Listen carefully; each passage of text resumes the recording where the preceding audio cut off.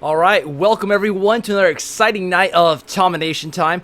This is the live stream channel where I will be talking about how to work out, all the while doing things that you love, such as playing Overwatch. In my case, I love computer games and I love making time for it because you see, a lot of people think if you want to get in shape, you have to kill yourself with hours at the gym and cutting out all this time for things that you love. And I'm here to tell you it doesn't have to be that complicated. You see, I have friends who wanted to lose weight and I told them, like, you can start right now. You don't even have to go to the gym if your goal is to lose weight. And it all comes down to the two fundamentals, which I will be talking about every night because so much of it comes down to the two fundamentals. So, that being said, we're gonna get the show started very shortly. Let me just check a couple things and set up another thing or two.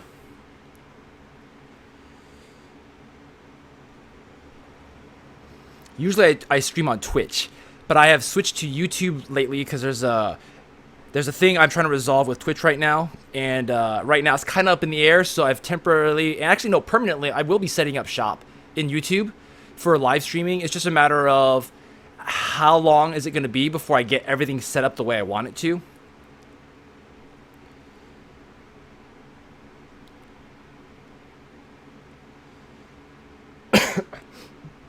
So, on this show, I'm going to encourage people. I want you guys to ask me questions. Let's talk about this. Tell me where you're at. Maybe you have no gym experience. Maybe you have tons of gym experience. Maybe you're plateauing. Maybe you are just starting off, or maybe you're doing great. I want to hear all of it because ever since I started helping some of my friends kind of start losing weight and building muscle and breaking through plateaus, it really encouraged me to keep coming back and to keep doing this because but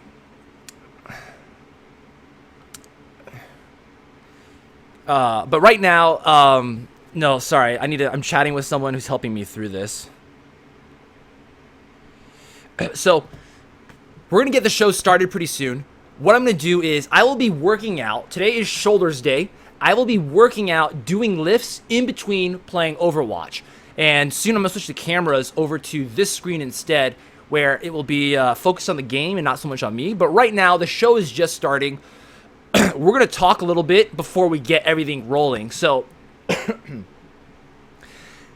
one of the issues I see today is there's so many misconceptions in the media about how to get in shape. And those are a lot of the things I'm going to be talking about every night. So I have my own home gym, and I want to encourage people, if you have something to do at home, if you can work out at home with me, great, let's do something together.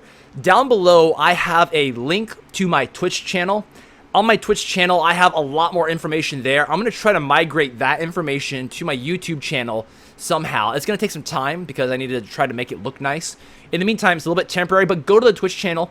You'll see links to follow me on social media. You'll see links about my workout routine, a shopping list. If you want to build a home gym, you could do what I'm doing here, and you can build it up that way as well with some different stuff. Maybe you have a lot of money. Maybe you have not a lot of money. Maybe you have a lot of space. Maybe you don't have a lot of space. So there's options for everyone, and I'm going to be kind of just I'm here to help people who want to do that.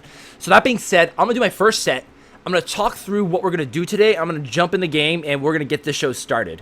So today is shoulders. First exercise is going to be overhead shoulder press.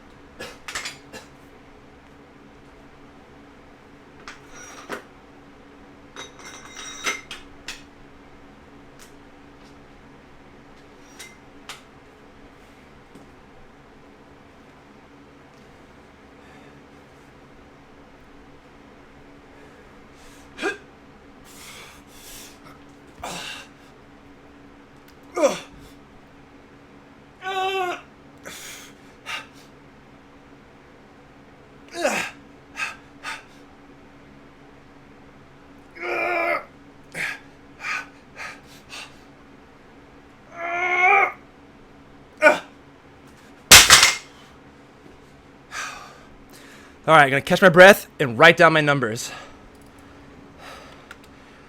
I'm gonna talk about this more later, but I have an Excel sheet. You gotta track your numbers.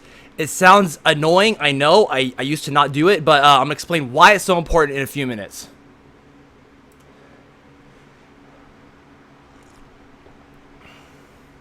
So, we're gonna get the show started. We're gonna start playing games. I'm gonna queue up very soon. I'm just gonna introduce what we are doing today. Gonna spend a couple minutes introducing all of this. I'm gonna show what are the workouts we're doing, and then I am going to queue up for a game. So today is shoulders day, right?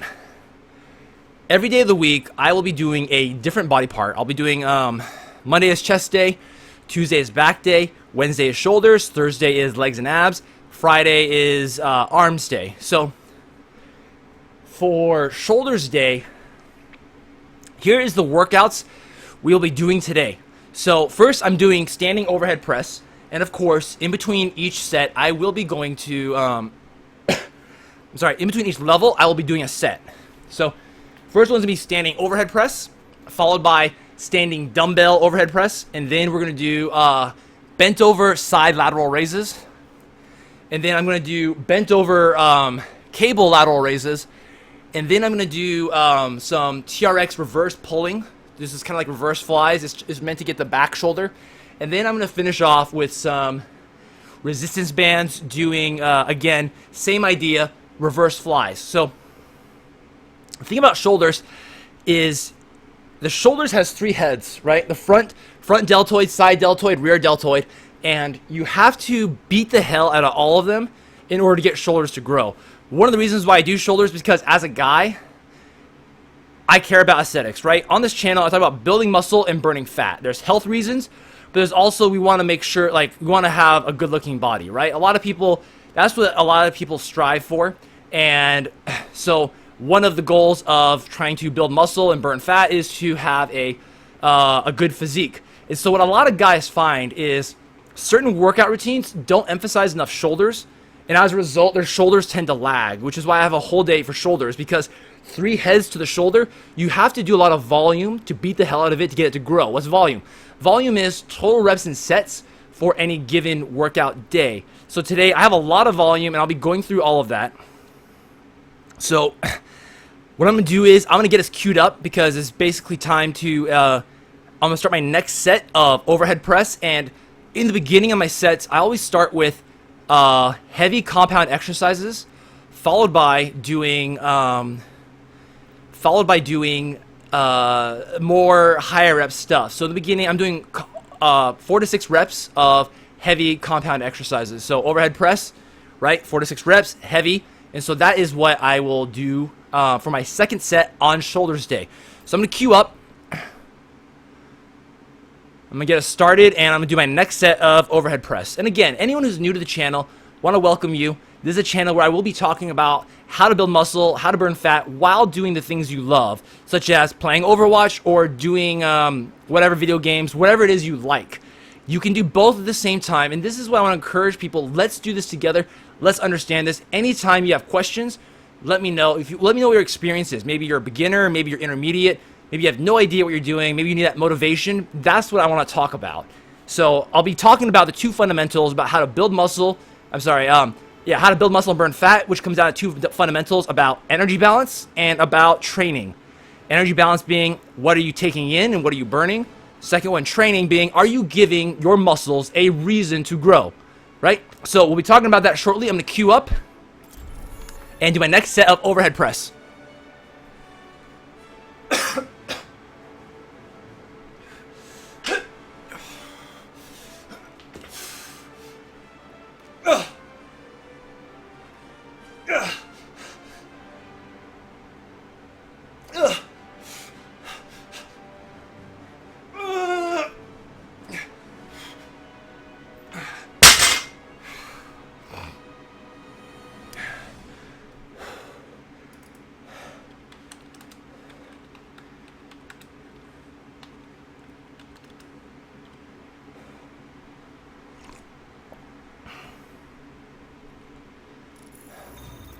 Traveling to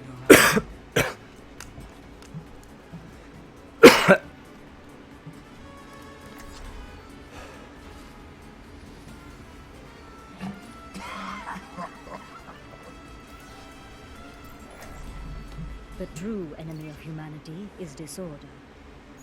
And so in these streams, I'll be switching back and forth between talking about Overwatch strategy, you know, let's get better at Overwatch, and also between fitness related stuff, let's get better at being fit, right? Those are two things very close and dear to my heart, so I will be switching back and forth between those quite often. Now in Overwatch, let's talk about this for a second, about my choice in Symmetra.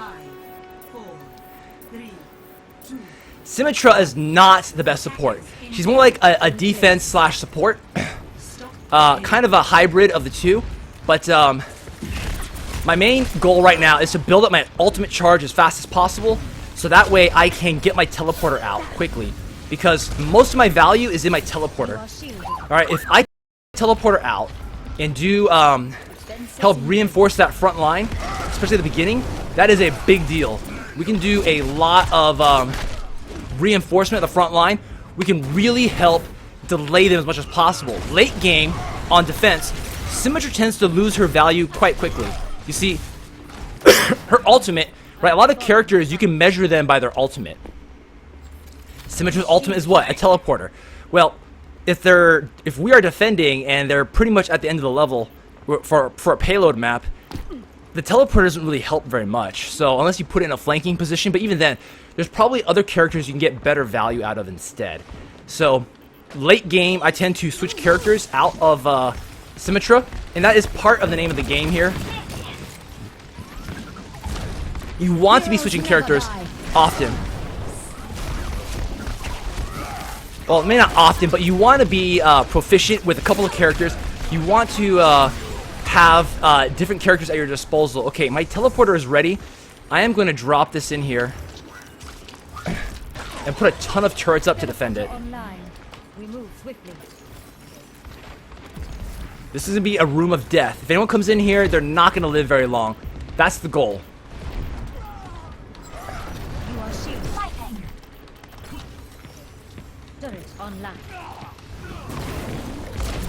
Okay, I'm trying to bait him to come in here. Alright, they're pushing up pretty fast. I managed to hold off just one. And this, I'm quickly losing my value here. I need to reconsider my strategy because they're about to break through the checkpoint. And I'm going to switch up a character to pick someone that is going to be better for dealing with this team comp. So let's look at the team comp for a second. Whenever I look at the team comp, I look for holes in their team composition. Now, right now, we have no other support. I am the only support. So if I switch out of support, it better be worth it. And it's not right now. In my opinion, it's not worth it. So I'm going to stick with Lucio, who is a much better support. Oh, just kidding. We have a Mercia. I missed that. Okay, so after I die here, I'm probably going to switch to someone else who can counter their team better.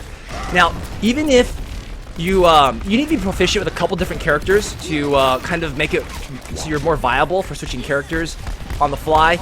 Because if you are if you're not very good with a character, even if you pick the right counter, like say Widowmaker. Widowmaker is a very good counter to Pharah, for example.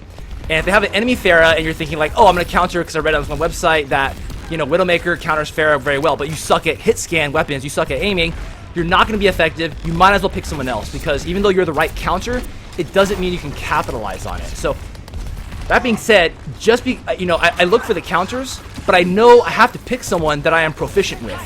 And so I have, I feel like I'm proficient with about, I want to say 6 characters, and then a couple other ones I am trying to get better with. So, in looking at their list of characters that they have, I'm thinking Pharah. Pharah is going to be a pretty good choice to counter their team, because I hard counter a couple other characters. The only one that kind of counters me, if I'm going to pick Pharah, is McCree. But McCree's weapon has fall off, so he doesn't do as much damage if I'm far away. But if I'm going to target someone, prioritize someone, it's going to be McCree, because he's the one that can take me down. Zenyatta too, actually. If Zenyatta's looking at me, his Discord Orb and his Needles of Death will definitely take me down pretty fast. So those are the 2 characters I need to watch out for. But besides them, I am a very good counter against Reinhardt, Reaper, Lucio I'm okay with, he's pretty slippery, but and Hanzo. Hanzo, as long as I'm juking back and forth midair, it's actually a bit difficult for him to hit me unless he's a really good Hanzo. So as Pharah, I am not a frontline person. I am looking to get that edge back here and trying to flank them from a different angle than they're expecting. I never want to be frontline. I want to be either flanking or backline. So looking for that support kill. And I'm also watching out for McCree. Because again, McCree is the one that can take me down. Zenyatta's looking at me. This is bad. So I need to watch out for Zenyatta. He's going to come up here probably from under the bridge and do some damage to me. Definitely not what I want, so I need to watch out. Okay, he's high nooning. I need to just stay away from him.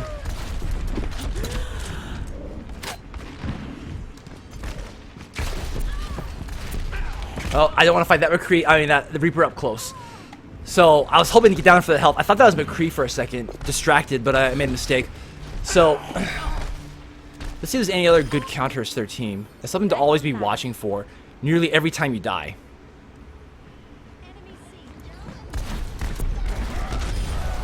And just because someone counters someone, it doesn't mean like they have the they're gonna win every time. It's more like they have the advantage, and you got to use that advantage to your you have to leverage that advantage, take advantage of it, capitalize it, and then you can have the advantage in the fight. You should win it most of the time. So like Hanzo here, from far away, I should win him. See, he can't even touch me, and I've been slowly whittling him down.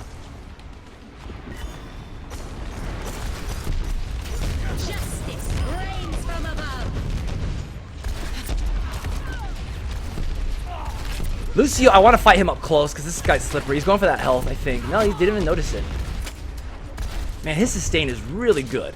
So, anyway, so that's a little bit about Overwatch. It's kind of how I think about things as I am going through. So, like, again, Hanzo, I'm a good counter against Hanzo from medium-long range because while I'm floating in the air, I'm juking him. He's going to have a hard time tracking me. Of course, really good Hanzos can anticipate. You know, if you're really good at any FPS game, you can anticipate people. You're in a different level altogether when you can get in people's heads. So that's something that a really good Hanzo can do. But McCree McCree and Zenyatta, those are two that will definitely ruin my day if I am too close to them. Because they are kind of soft counters to Pharah.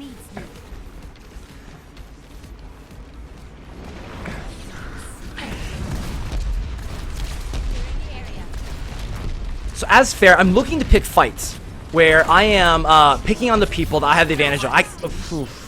That Discord orb, right? Bad news for me. I'm gonna change things up because their McCree and their Zenyatta are really doing a lot of work on me.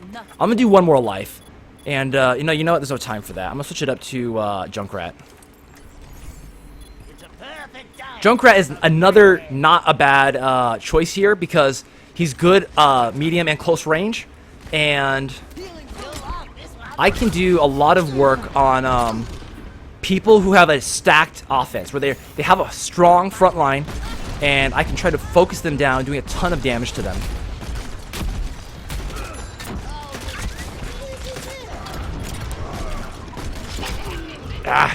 Hanzo got me. That multi-shot, very strong.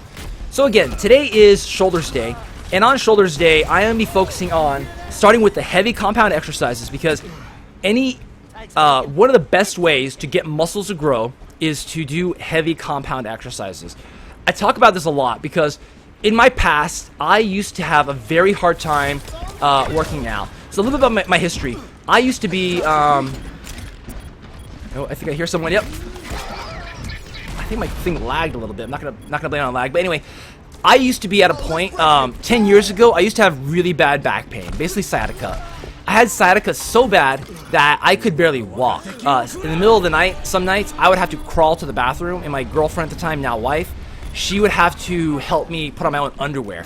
So it was a very bad situation that I was in, and that McCree is really good. I gotta hand it to him. I was in a pretty bad situation. Back then, doctors were just like, okay, it's pretty much not gonna get better after this. This is what you're gonna have to live with. And eventually I did get better, thanks to a really good chiropractor and acupuncturist. I got better, and then I wanted to get strong. I didn't want to keep having this kind of life where I could barely move, where I was very sensitive to these types of things. So I wanted to get stronger and go to the gym, right? So I started doing that, and I thought I knew what I was doing, But the truth is, I didn't know what I was doing. And how do I know I didn't know what I was doing? Things weren't changing. You know, I felt like I knew what I was doing because I feel tired. I feel like, okay, I'm doing a good job because I go to the gym. I get tired. I'm being regular about it. But how you train makes a huge difference. And the truth is, I wasn't training very well. I didn't know what I was doing with my diet. There was a lot I still didn't know. Oh, he really wanted to get rid of me. He blew his ult on me just to take me out. One little old me. Oh, no, there was a... Never mind. May was there too, but I think she escaped. She booked it. Alright, it's an overtime. All we got to do is just keep them off the point. So, I'm going to finish up my thoughts about my history, where I came from, and where I'm at now, as well as talking about the two fundamentals.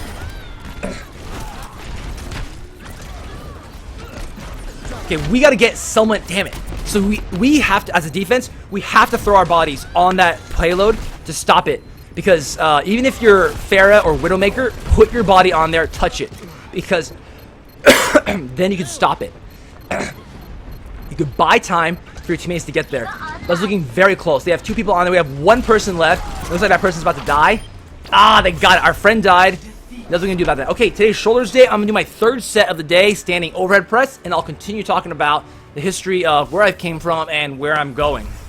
Play of the game.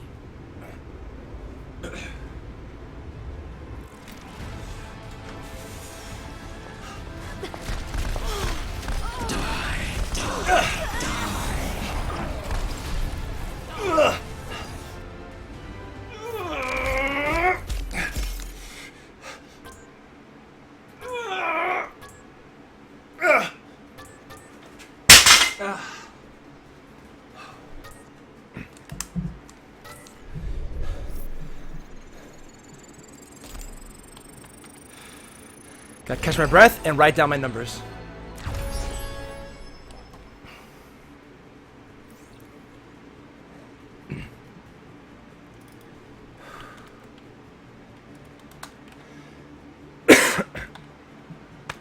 So, my story is, had really bad back pain before, got better, I tried to get stronger, I tried to figure out what I was doing wrong, didn't really progress anywhere, and I know that's the case because on my lifts, I wasn't getting stronger. I looked at my body, I wasn't changing. I looked pretty much the same. And if you look below, I have pictures kind of showing my progress report. If you go to my Twitch channel, I have a link below. And on there, I have a link to an image album. And again, if you're new to this channel, I apologize. It's a little bit sloppy right now because I'm transitioning from Twitch to come and bring my content to YouTube. So it's a little bit of a mix. And any of my old subscribers, you probably know me as Kratos Gaming from before. If any of my old subscribers are here, please say hi. I do miss the days of the Seaweed Monster. Those were good days.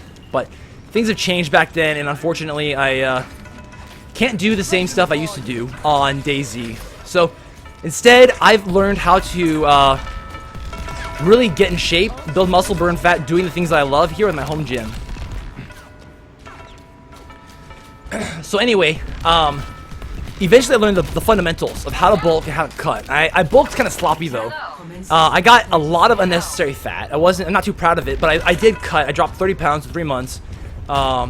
Really put myself back in shape, and now I'm actually ending a cut right now, and I'm gonna go back into bulking soon.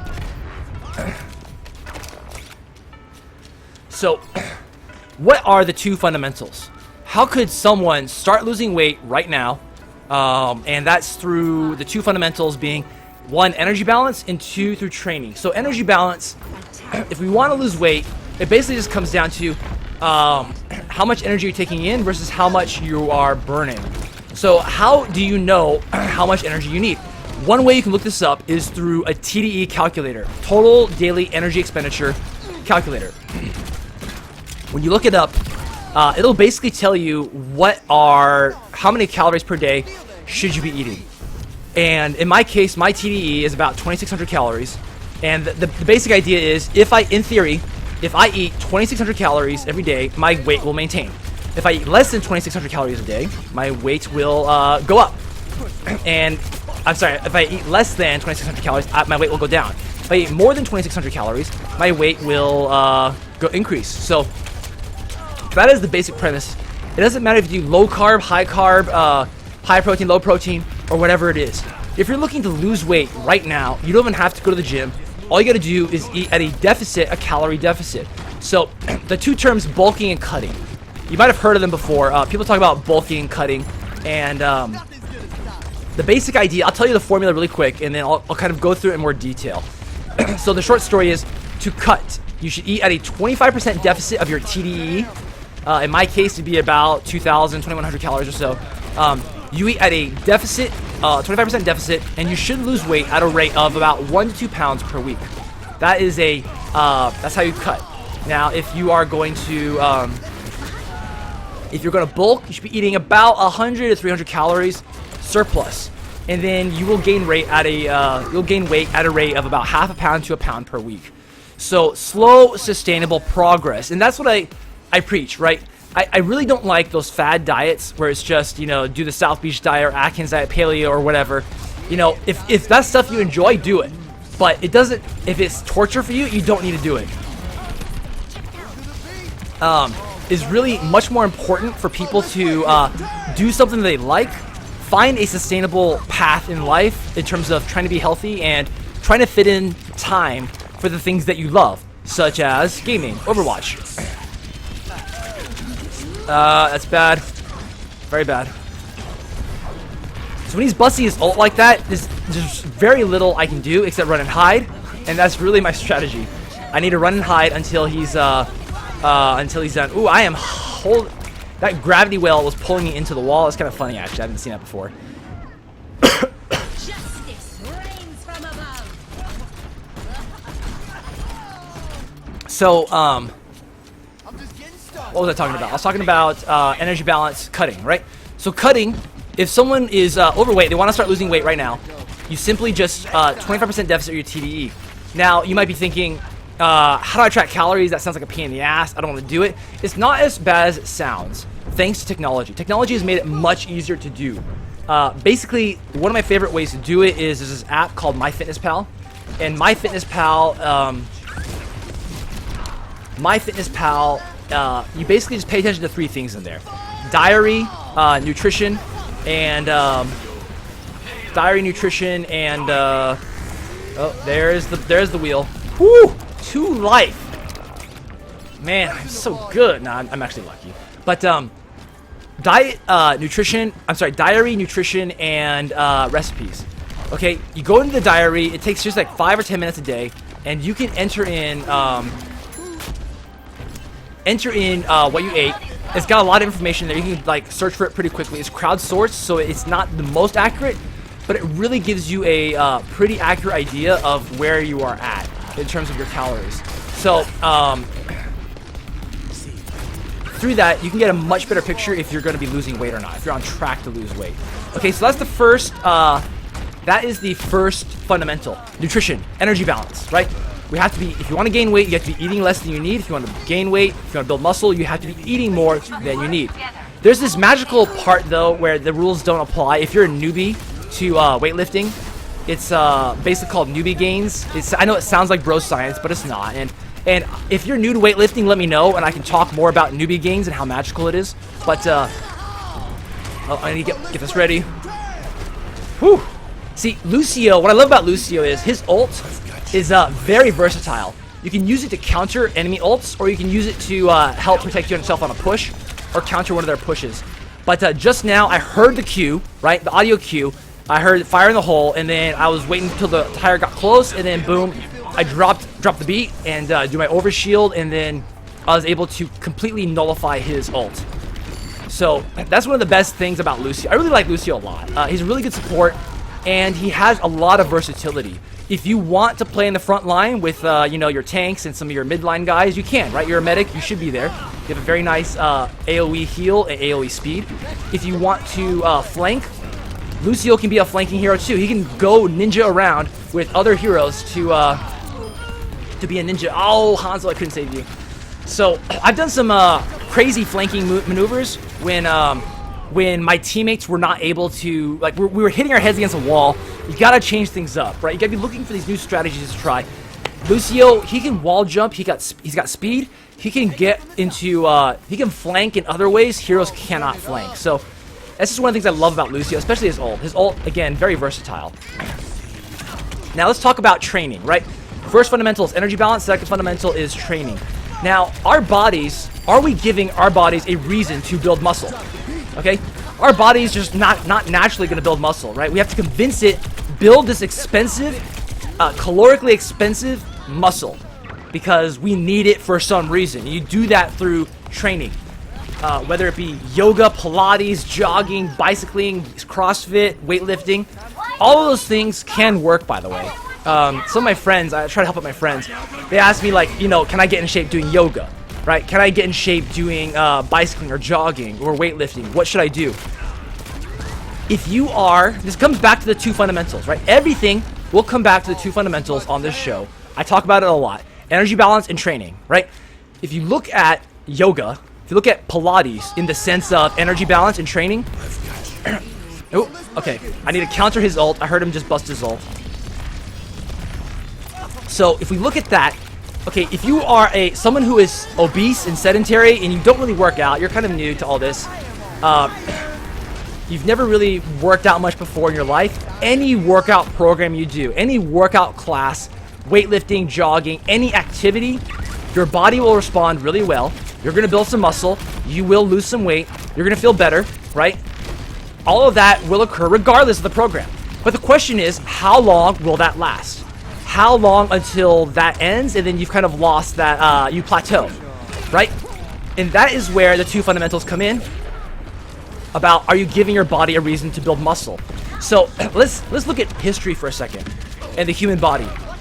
Our bodies are meant to try to save energy and avoid starvation, prepare for starvation, right? Because up until the last 100 years or so in human history, it wasn't until the last 100 years where we no longer need to worry about starving to death, right?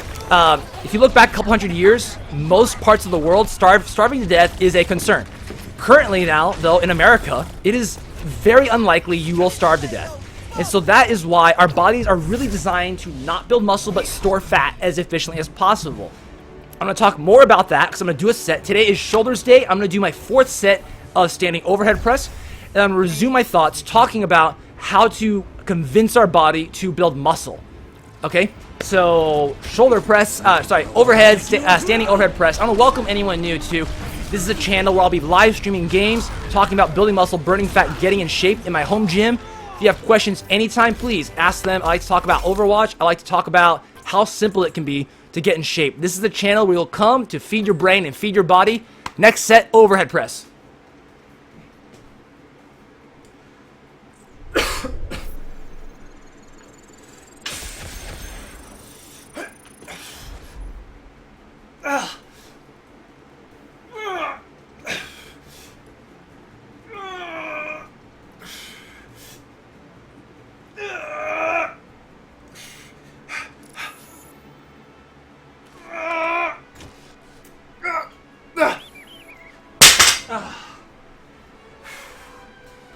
And write down your numbers. Always write down how many pounds you did, how many reps. I need to get my next set ready. I am doing dumbbell overhead press next, so I need to kind of clean up and get it ready.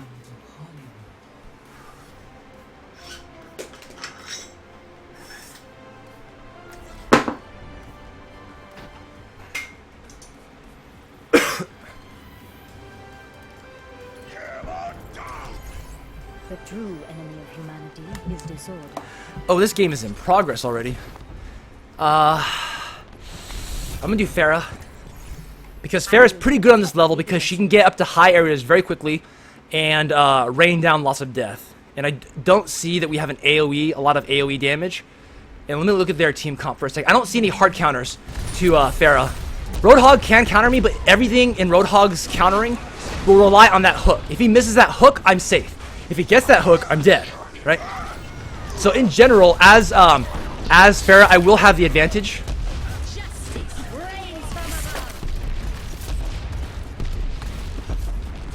Same with Mei. So a lot of these characters I will counter. Mei, Junkrat, I'm hard counters to. Farah doesn't really counter me. Reinhardt, I counter. So I can do a lot of work in these guys, especially because they are getting together so nicely for me. I don't even care about Farah. I don't want to pay attention to Farah because she's a waste of time to shoot at. Because We basically have to mid-air rocket each other, which is not going to be easy to do. I tried to fight Theras plenty. Oh, there is the hook I was talking about. I was I had tunnel vision on the payload, and I didn't even realize Roadhog was right below me. I wasn't listening, and he got me. No big deal, because on this channel, I want to learn from my mistakes. I want to learn from my good plays, and I like to narrate and talk about these things out loud because, you know, if I'm just playing by myself and I'm silent, I'm you know, like my mistakes. I don't spend too much time thinking about it. I just try to move on. But sometimes it's good to analyze your mistakes and try to see what you could have done better. Okay, I need to get some health because I can't fight that right now. I'm by myself and I'm a little bit too close to them. Too close for comfort. See, I don't want to fight Pharah. She's coming to fight me, but it's really a big waste of my time. But she got me there because I busted my ult too close. I knew it was a risky move because Pharah can easily snipe someone who is standing still. So I busted my ult standing still. It was a big mistake on my part, but we're about to lose anyway. So I'm gonna switch characters to try to get in there very fast.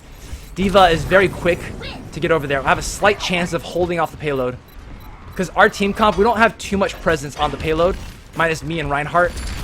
Arguably, kind of Hanzo.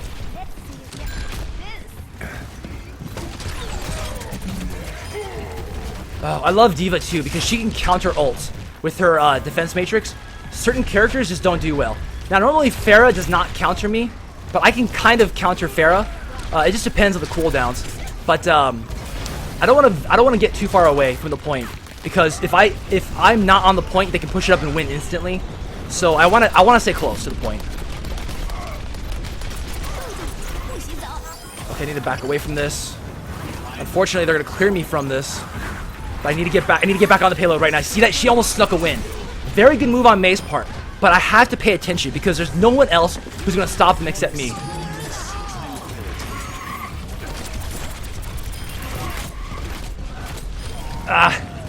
Okay, I gotta stay close to the payload. I want to go get health, but I can't risk it right now.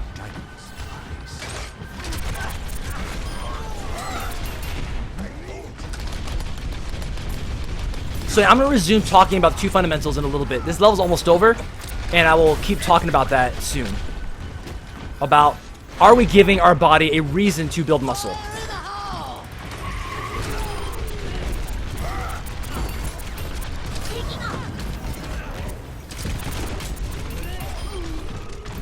As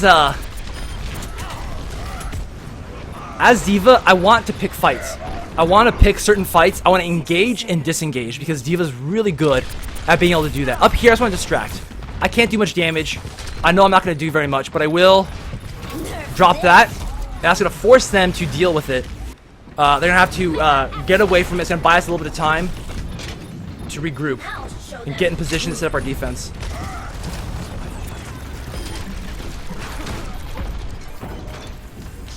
Experience. 30 seconds remaining. I do pretty well as D.Va. I do pretty well close range, but Mei is one of those characters I don't do well close range. So know your battles. You know, a lot of Overwatch is rock, paper, scissors in the sense of certain characters counter or have advantages against other ones, and you want to know those advantages. You want to understand how to pick your fights. He got that health. His sustain is so good. It is actually kind of it's pretty hard for me to take down Lucio by myself. I need help to do it. Alright, we're about to win this. I'm going to push forward and keep them off the point. Alright, so I won that. I'm going to do my next set, dumbbell overhead press, and I'll resume talking about how to convince our body to build muscle through training. Play of the game.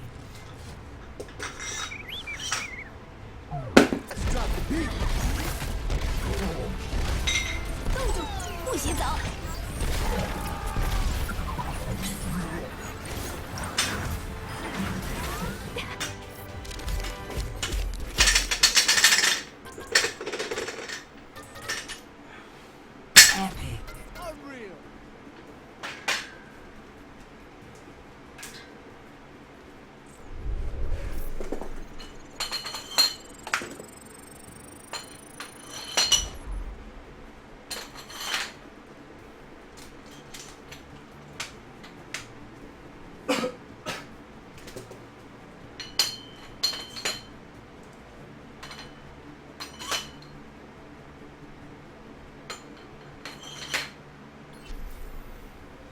Prepare to attack.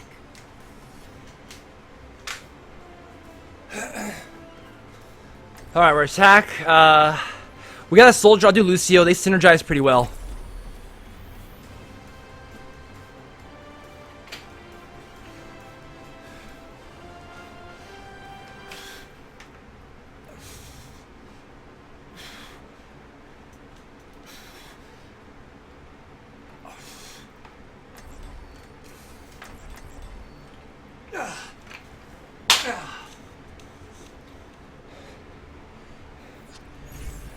Come on, let's bring it together.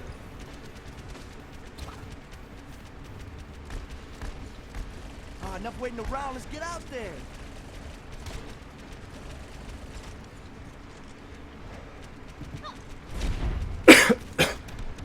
All right, gotta write down my numbers.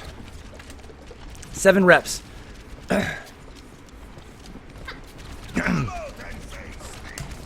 Now, let's take a moment to look at our team comp really quick. Who is our front line? Soldier, Reinhardt, and me. And Zarya, too.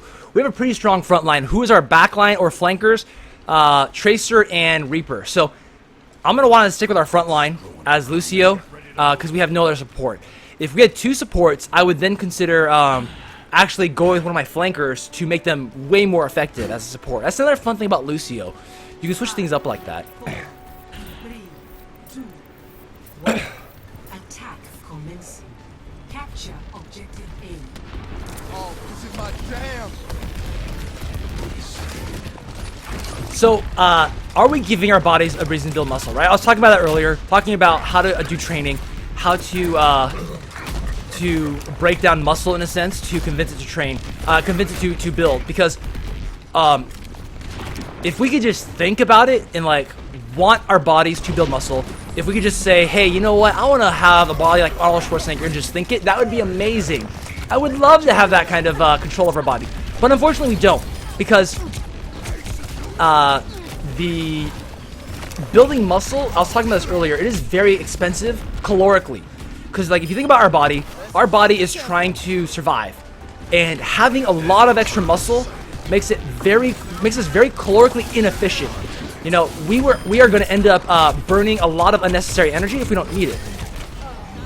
And that is what happens when we have too much muscle, which is why our body tries to build only as much muscle as it needs, and then it tries to just burn, store as much fat as possible. That's why when it comes to bodybuilding, like if you want to build muscle, there is a limit to how much muscle your body can put on. Once you hit that limit, there's really not much else you can do except take steroids. And then at that point, you can get somewhere. You can progress. Fat, on the other hand, we have nearly infinite storage when it comes to fat. People can become 1,000 pounds, right? 1 ton people, this exists, and they can they have very high levels of fat. These people exist, right? But when it comes to muscle, there aren't 1,000 ton people. People who weigh 1,000 pounds, of muscle, of like pure muscle, they don't exist. Not about steroids anyway, but still, even then, even in the world of steroids, you can only do so much with steroids because our bodies are just not geared towards building tons of muscle. So how do we convince our body to build muscle? I have found it is most effective to do heavy exercises, heavy compound exercises in the 4 to 6 rep range. Oh, that is very bad news for us. But that's okay. He kind of wasted his ult a little bit. He's a little bit too late on that. Yes, there you go. You want to take the shortcut, the path to the dark side, steroids. No, just kidding. Don't do that. Well, if you want to, hey, you know what? It's a free country. Zalzabar, if you like steroids, be my guest. But of course, steroids do come with problems, but that's not me. You know, what I like to do is do it the natural way. I'm in this for the long run. I want to do something that's good for my body, look good, feel good, and that's what this channel is about. Like, let's feed our brains, feed our bodies, do something good while enjoying the things that we love, such as Overwatch. So, doing heavy compound exercises is a great way to stimulate muscle growth. So my workout routine, which I do list in the Google Docs down below, if you go to my Twitch channel, I have all the Google Docs listed there. YouTube, I'm still working on converting all of the my Google Docs over here to make it look a little bit cleaner. So it's something I'm still doing on this channel. But if you're interested in seeing what the routine is that I do, like in great detail, it's on the Twitch channel's Google Doc link. Same with a shopping list. If you ever thought about doing a home gym, because I have a full squat rack and power rack and dumbbell sets, you can do that too. And I put a shopping list together that kind of just shows some different categories. Maybe you have a lot of money and a lot of space, or maybe you have very little money, very little space. How can you work out from home? That's something I'm passionate about because I want people to be able to find something that works for them, you know? Getting fit, building muscle, burning fat doesn't have to be something as complicated as going, or painful I should say, as going to the gym, spending hours there doing cardio, right? That is actually not a very good way to do it. I am lagging super bad, but that's okay. Lag comes and goes sometimes. So my workout routines, I usually do heavy compound exercises in the beginning, 9 to 12 sets. I try to aim for the 4 to 6 rep range. If you do a higher rep range, like sometimes I do 6 to 8, not a big deal. The most important thing is make sure you're doing each set to failure. And what does failure mean? Failure means you push yourself so hard you cannot do another rep with good form, right? Your form would have to suffer, and that's not good usually. You don't want your form to suffer. Always have good form. And so that is generally what failure means. So it's more important to do, instead of doing a certain rep range, make sure you're going to failure. So today, again, is shoulders day. I'm doing 9 to 12 sets of the compound stuff, and as the workout progresses, I start to switch to more isolation work, and I start to switch to lighter rep ranges. Towards the end of the workout, I do more like, 8 to 12 rep range. And so that stimulates a lot more muscle growth because it's going to, you're throwing a lot of volume at your body. What's volume? Volume is essentially the total number of sets and reps that you do in a workout. And some people wonder why I do, a day for shoulders. Because each day of the week, my workout routine, I do Monday is chest day, Tuesday is back day, Wednesday is shoulders, that's today, Thursday is legs and abs, Friday is arms. Because why? Guys love chest and arms, right? And the workout routine is not just about building muscle growth or stimulating muscle growth, but it's about making sure certain body parts that tend to lag can keep up with the rest. So, for a lot of guys, when it comes to workout routines, they care most about shoulders. They care a lot about shoulders and chest and arms. These muscle groups tend to lag, and so you have to put in extra effort on them to set time aside. But if you don't have 5 days a week, I understand. There's 3-day splits you can do, and I have a 3-day split also in my Google Doc down below, the Twitch channel, where I kind of show different options depending on what you're into. But this is the channel. If you're new to the channel, I want to welcome you. In this channel, I will be doing Overwatch, talking about strategy, talking about analyzing the game, all the while working out at home. In between each level, I do some sets for different workouts. And I encourage people, let's work out together. Or if you have any questions about getting started at the gym, making a home gym, let me know. Because this is a place where I want to encourage people, let's feed our brains, feed our bodies, become the best and strongest versions of us that we can be. Is it just me, or is the server really laggy tonight? Not only am I lagging, but I've seen other people just standing still a lot of times, even though a lot of other people were not standing still. Like, other people were moving, and a couple people were just lagging. So I've talked about the two fundamentals when it comes to energy balance and lifting, training. Sorry. Energy balance and training, which in my case really is just cut and bulk, and followed by weightlifting for my case. So there's a question in the there is a question in the chat, which I am going to read and answer in just a second. It's getting a little bit intense. We're going to overtime. That's a good question, and I'm going to.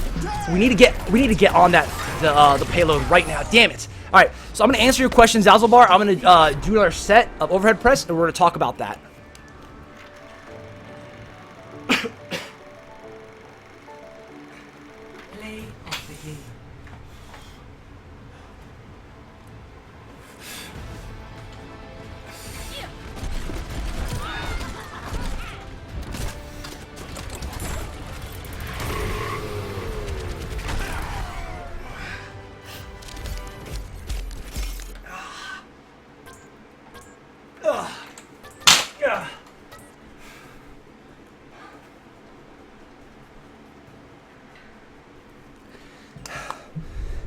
later on tonight, I'm going to talk about my transition from cutting into bulking, because right now today's my last day for cutting. I'm going to switch over to bulking in the next week or two. I'm going to talk about it later tonight. It's a little bit more advanced, but I do like to talk about what it is I'm doing, because I don't want to be like, I don't want to just put up videos showing how to get in shape.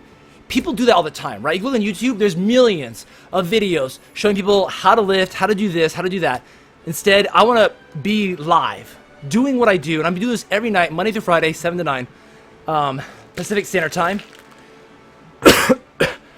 Helping people, answering questions, walking through with people. So, as a question, someone has some Olympic weights at home. They have stuff they can work out with. Let me double check I understand the question.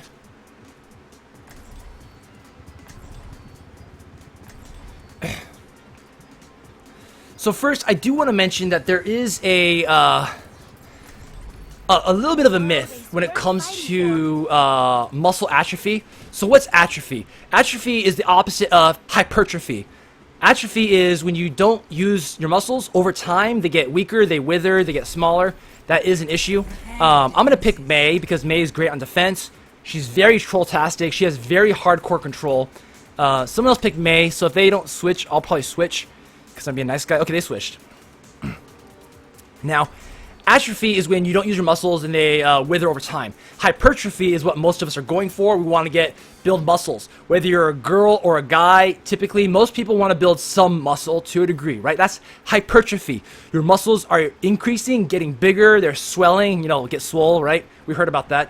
So if you have weightlifted before and you take a break, muscle memory is a real thing. You will make your gains faster than someone who has never weightlifted before. So don't get too discouraged. If it took you, let's say you were working out for 3 years and you got somewhere where you're pretty strong, and you took off 2.5 years and then you kind of atrophied, you got smaller and weaker, you will get back to where you were after 3 years of training much faster than it took you for the 3 years of training. You know what I mean? Like, you're going to get there faster than you did before. So don't get too discouraged in that sense. Now, when it comes to motivation, how do you get motivated? What motivates me? So one way to look at it is, don't look at weightlifting or getting in shape as something that you want to do. View it as something that you need to do. Do you need to feed your body and eat, eat lunch and dinner every day? Yes. That is not a want. That is a must. You must do it. Do you need to fill your car with gas, or do you want to fill your car with gas? You have to, right? It's something you have to do.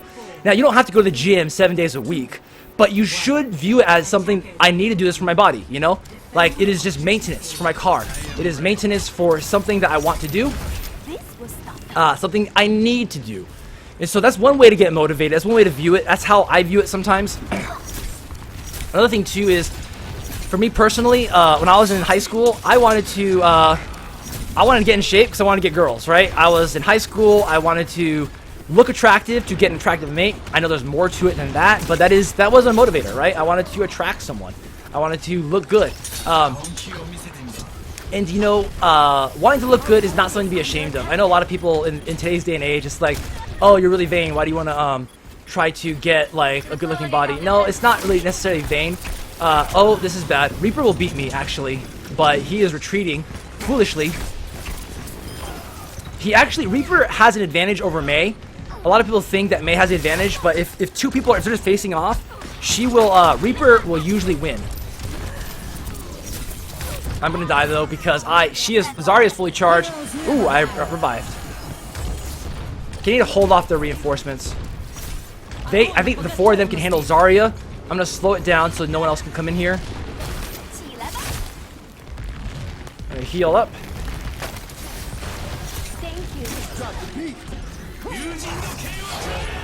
So when it comes to motivation for me, I came from a place of really bad back pain. I was basically crippled for a long time, and where I could barely walk. I talk about this a lot because it is a really important part of my life. It was a very dark episode, dark place, where I seriously, some days I could barely walk. I'd have to crawl to the bathroom in the middle of the night, and I don't want to go back to that place. Having serious physical ailments is somewhere I came from. It is something that I had to deal with, and I don't want to go back to that place again. So I want to stay strong. for myself and for others, because, you know, I'm married, I have a wife. I don't want to be at a place where I'm dependent again. So I don't want to let that happen. My friend wants me to join, but I'm in the middle of a game. I'm going to join right now. Oh, they are coming in strong. But my ult is ready. I'm going to bust my ult here, because there are like 3 of them. I'm going to try to area deny them and take down 1 or 2 of them.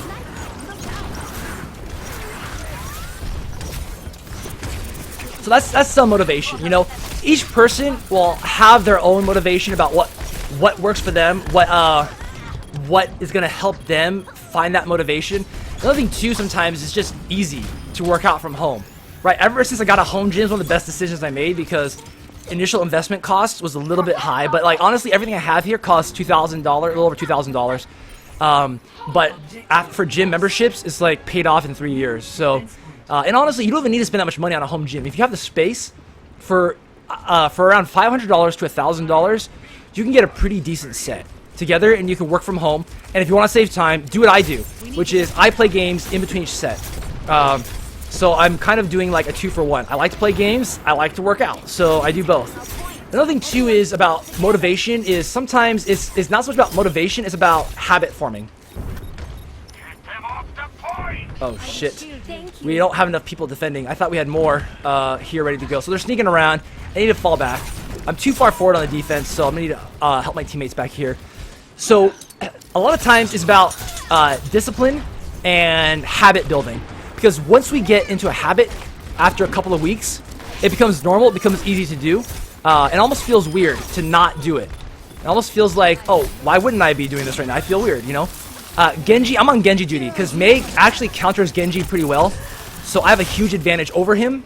I will usually win this, but he's busting his ult, which means I'm not going to have much of a choice here but to run.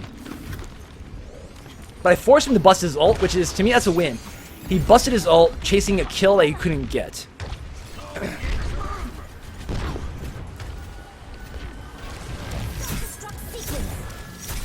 So I hope that helps, man. But if you have more specifics about Zazalbar, you have more specifics about your situation, maybe you're having a hard time finding the time, maybe you're low energy, there's a lot of things. Like my friend, she might come on later to, I'm trying to help her find that motivation. Same question.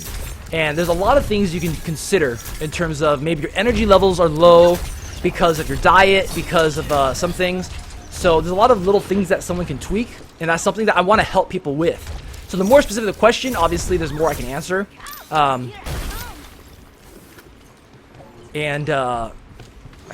Yeah, so let me know if that helps at all. But are you saying that you have a home gym, by the way, Zazalbar? You have the stuff at home, you're just having a hard time getting the motivation? Another thing too that helps sometimes is just trying to... Sometimes it helps a lot to just find something to do. Find a new program, change things up. You know, some people get bored, and there's an idea floating around these days thanks to the fitness media, and you know I have a lot of beef with the fitness media because their goal, the fitness media and magazines and stuff, their goal is to sell. Their goal is to make money off of you by reinventing the wheel constantly, trying to get you to come back, and that is really bad news when it comes to us trying to get the clear picture about what to do. So it can become quite tricky to trying to understand how to lose fat, how to build muscle, all these simple things, right? So, so Zazalbar, you're saying you actually have a home gym? I wasn't 100% clear, but I think you're saying you have some basic stuff for your home gym, right? Oh, I love it when I kill them, they go blah! So the fitness media, right, their goal is to make money off of us. Their goal is to reinvent the wheel, keep it coming back, those software, those magazine subscriptions, keep it coming back to essentially just keep buying, keep trying to reinvent the wheel. Some people like to do this thing called muscle confusion. I think muscle confusion is generally a bad idea. Muscle confusion, the idea behind muscle confusion is you should, I couldn't wall him off in time. Oh, that's pretty bad. The general idea behind muscle confusion is you should change up your workout every week or two to try to confuse your muscles by not letting it adapt. Right? That's the general idea, and I think that's a bad idea to change up your workout that often. If you are working out consistently with one workout method, like you have a good routine, you're sticking on it, and you stick with it for like a few months at least, then at that point, yeah, you can consider changing things up if you wanna getting bored, or maybe you're not progressing. Those are good reasons to change it up. But it's hard to see if you're not progressing or not, unless you unless you've had at least a few weeks or a few months to check if you are. Oh, I want to wall them off. Oh, this is bad. My shift is gone. I can't turtle up. They might steal it from us right now. This Turbjorn gets his butt in there. So I'm going to talk, if we end up losing this, I'm going to talk more about changing things up and progressing. So another motivation, by the way, is seeing progress. When you see progress in yourself, it's very motivating to keep up the good fight. It's very motivating to try and keep going and see how far you can push things, right? I'm kind of a competitive guy. That's in my nature. I'm not sure if you relate to being competitive, but I'm very competitive, and I see the progress. I feel like, wow, how far can I really push this? This whole getting in shape thing, I want to get better at this. I want to see how far I can really push this, and seeing that progress sometimes really helps me, really helps motivate me to do that. So, I see your comments. I'm definitely going to talk about those soon. I think we're about to lose this. So I'm going to talk about the game just for a second. I'm going to switch over to Diva if there's any time, because I can rush back out there faster. And, nope. All right. So I'm going to do my third set of dumbbell overhead press on today's Shoulders Day.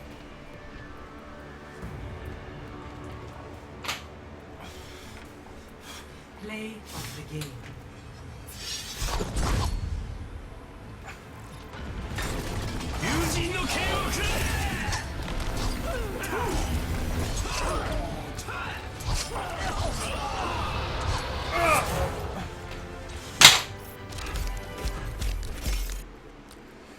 Alright, gotta write down my numbers.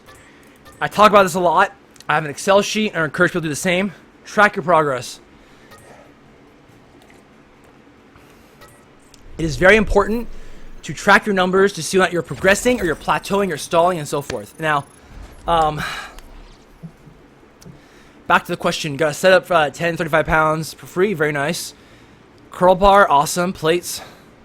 Bench, barbell. Dude, that's awesome, man.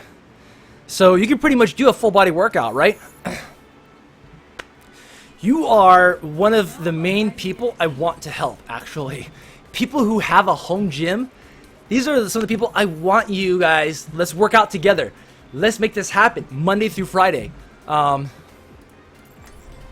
Let's work out together. Let's get fit together. Let's learn together. Right? I keep talking about feeding your brain and feeding your body because it is so important to do both to keep yourself healthy, to keep yourself sharp. Now, and by the way, for your dumbbells that you have at home,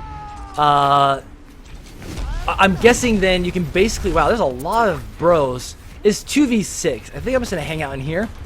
You know, I suck as Widowmaker, but I will practice her. One shot. One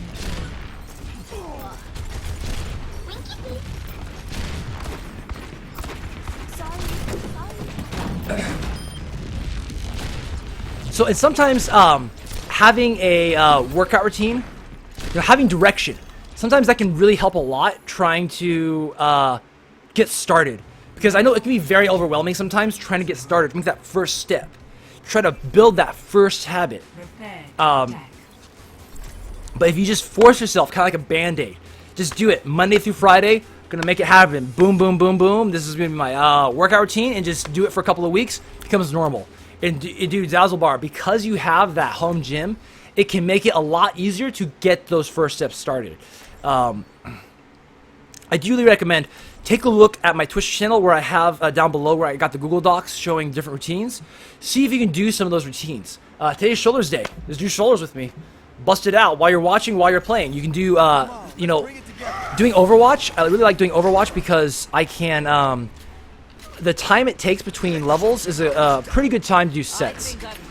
And on this level in Overwatch, by the way, I'm going to be Lucio. I can actually ninja and flank the point very quickly by wall riding. If I do it right, it's hard to do. But if I wall ride just right, I can hop over that wall, kind of bypass their defense, and hopefully kind of steal the points or force them to move and deal with me. If I can draw two people to come back to deal with me, that helps a lot. because then my team can have an easier time breaking through the front line. Let's look at the team composition for just a second. Who is our front line? Who are the people who have presence on the point? We have Reinhardt and Zarya as our front line. May's also kind of front line / medium line. I should be with the team most of the time, and I wanted to like your Zalzabar, like your comment. Okay, I failed big time there. I was having too much fun laughing at what Zalzabar said. But hey, you want to do chess today? You know what you should do if you haven't worked out in a while? Here's honestly what you should do. It's gonna work out best of both worlds. You should actually just take it easy today and make it a push day. You know, don't push yourself to failure. If you haven't worked out in a long time, or if you're a beginner, I don't think people should push themselves to failure. They should just take it easy. Stop when you have a few reps left. You want to have some juice left, because if you haven't worked out in a while, you really don't want to push yourself to the point where you're gonna be super sore for the next week. You're more likely to injure yourself if you don't have, if you are so like new to weightlifting, or you haven't touched it in a while. So like my friends who are new to weightlifting, I suggest just do the entire workout, but every set stop a few reps before you finish, so that way you can have some energy left. So you don't push yourself to failure, because you're gonna be sore, man. You're gonna be sore the next day no matter what. So don't make yourself unnecessarily sore. You have, you know, getting in shape is a long-term thing. Our health, our bodies, feeding our brain and feeding our bodies is a long-term thing that we should be like not viewing it as a sprint, not trying to get short-term gain as fast as we can, but instead we should be trying our best to do this for the long run. It's a marathon. We're gonna do marathon running to get to a place of health and sustainability, look good and feel good, right? This is bad. I need help because they are fully set up, and I can't go in there alone. Even with Zarya, I don't think it's enough for us two to go in there. So anyway, Zalzabar, all that is to say is do both chest and shoulders today. Keep it light, keep it easy, just get yourself back into it. Do some chest exercises, do some shoulder exercises. I do shoulders, right, full day, because it's important. The shoulders has got 3 heads. Often, unless you have like an entire day set aside, it's very easy to neglect certain parts of the shoulder. And the 3 heads being the front deltoid, the side deltoid, and the rear deltoid. I used to never hit my rear deltoid. I didn't even know it was a thing, to be honest. Like when I was first working out a while ago, I wouldn't hit the rear, right? So you got front, side, and rear. And this used to be like nothing here, because I didn't even know to get that full rounded shoulder look that you need to hit it back there. And that's my workout program. Everyone's dead. I'm just gonna wait. I'm gonna taxi people because I'm Lucio, right? I help speed everyone up. I'm gonna taxi everyone forward. So I was waiting for them all to spawn, right? Because I'm a taxi driver. And just wait until they all get together, and then now I'll speed everyone up.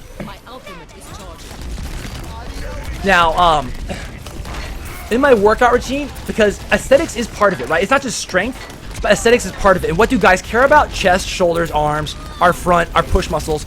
So that is why I put extra time on those, and to make it such that it's molten core. I'm so dead. I can't hang with that. I try to put a different day for the parts most guys care about.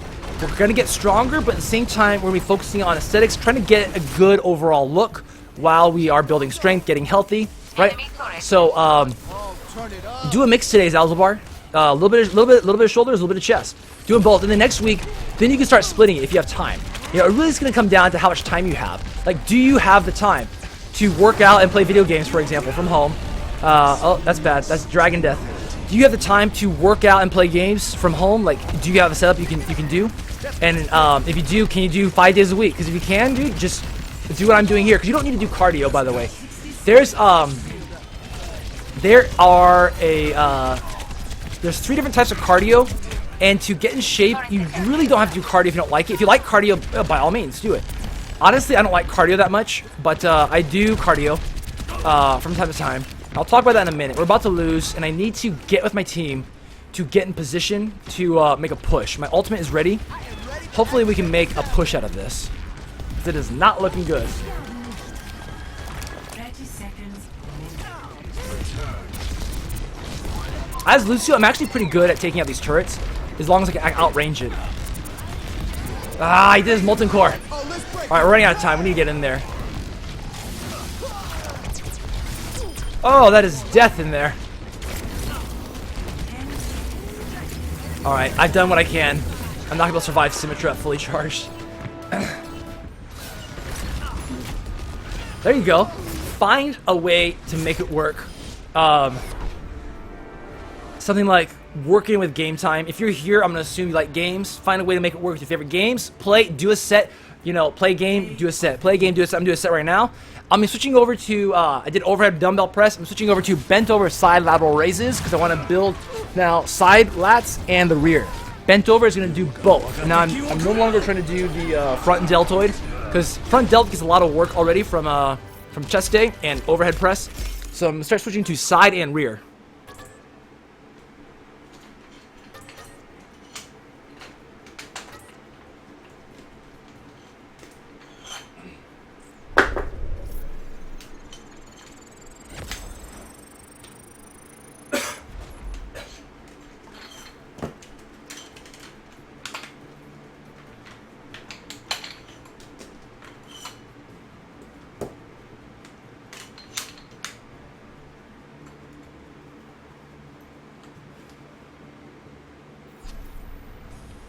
Alright, defend. I'm gonna pick my character.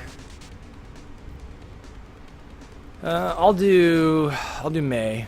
Nah, I don't think Mei's gonna be good on this level. I'll do Symmetra. Alright, I'm gonna do a set.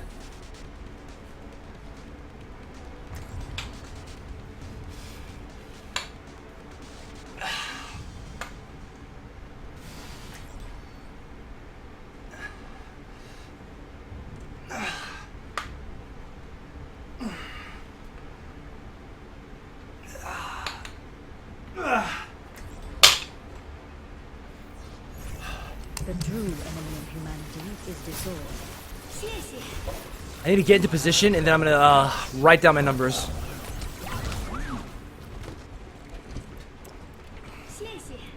I did 7 reps. 7 reps, and I am going to jot that down.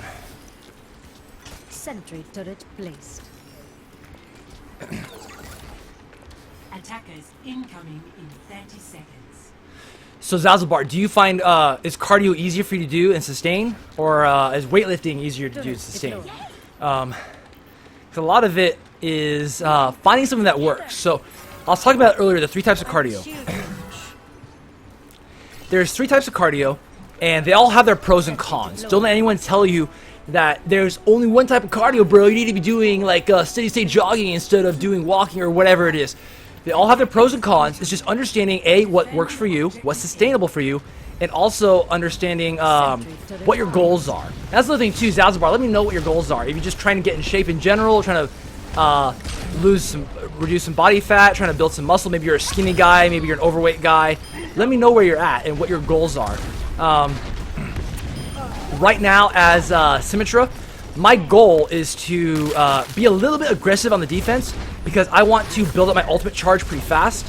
I want to get my teleporter up as soon as I can to provide reinforcements to the front line very quickly. So I'm just spamming my ore balls because they're so slow moving. It's really hard to hit anyone. But I can hopefully do a little bit of damage, build up the ult charge quickly, and then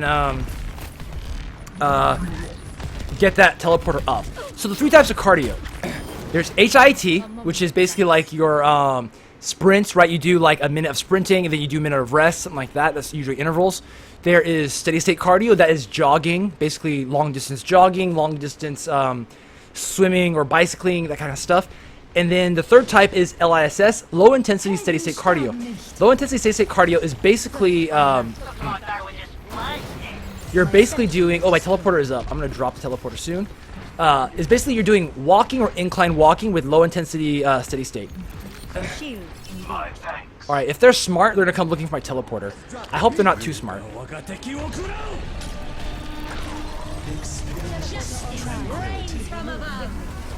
In pub games, it's something I always got to watch out for. Like, do I think they're actually smart enough to come looking for it, or do I need to be not lazy and actually try to hide my teleporter? So, let's talk about the pros and cons to each of the types of cardio. HIIT. It is very fast. It is very efficient to burn a lot of calories in a short amount of time. And you're going to burn, it's good for stimulating muscle growth. It's good for preserving muscle, I should say.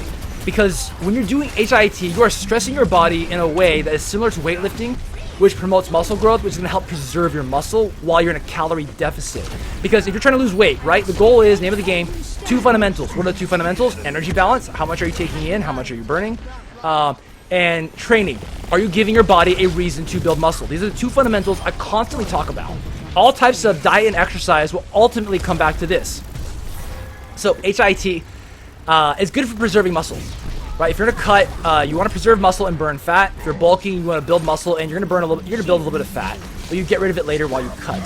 That is the name of the game, right? That is how you build muscle and burn fat. Now, let's talk about HIIT some more. What are the downsides?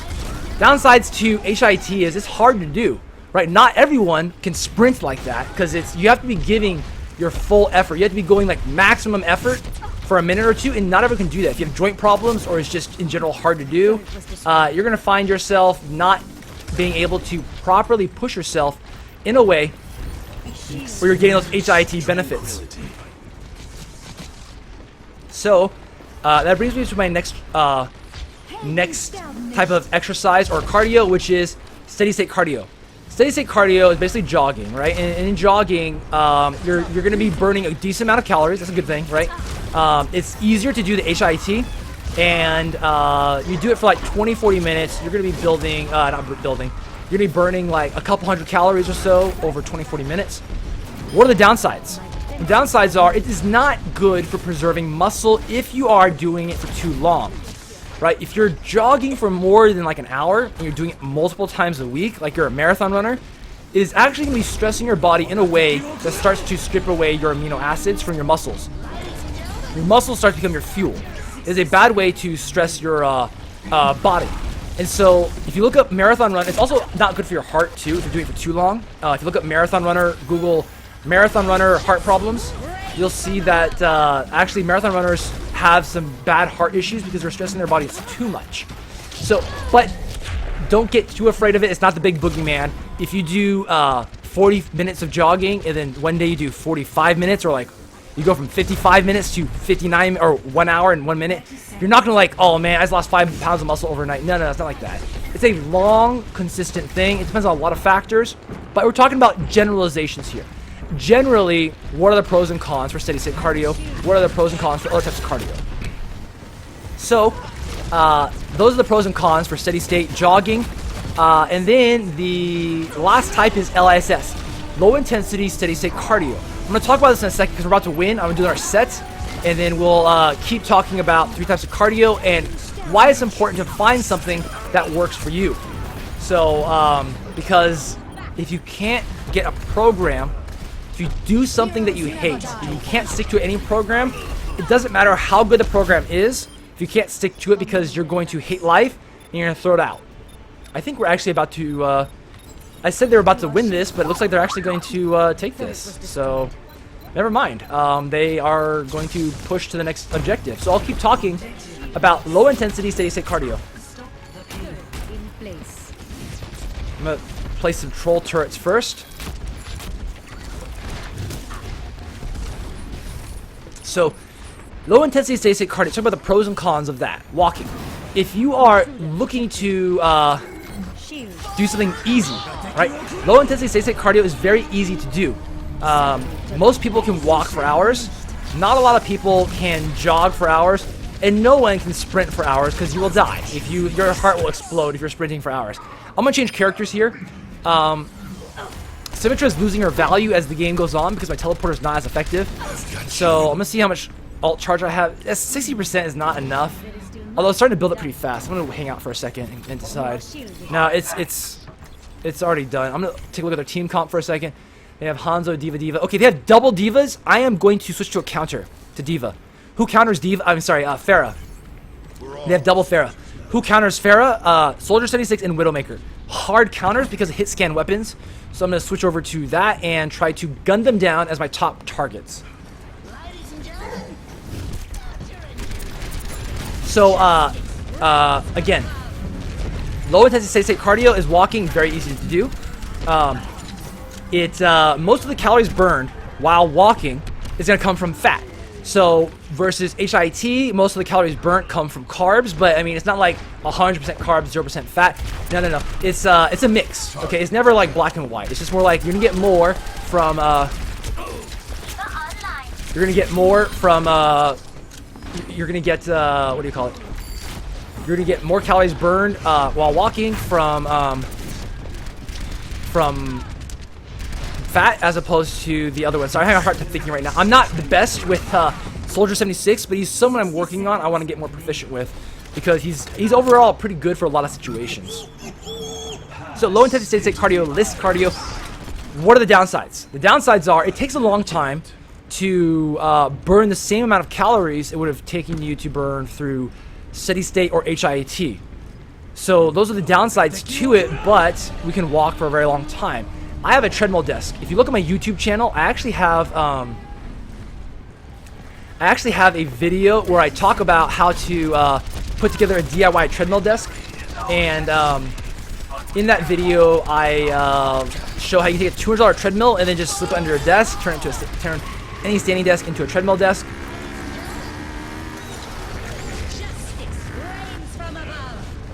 And so treadmill desk, I can walk for hours. Because I can walk for hours, I can burn a ton of calories from fat. Oh, this is bad. I want to get away from this. My ult is ready. I'm going to save that for the next time I get back up. And again, I'm looking to pick targets that are squishy with my ult, which is honestly most of their team, but in particular Pharah. I want to take out Pharah really fast. Oh, we won. All right, I'll do my next set of dumbbell side lateral raises, and I'm going to keep talking about list cardio and why I like it. Play of the game.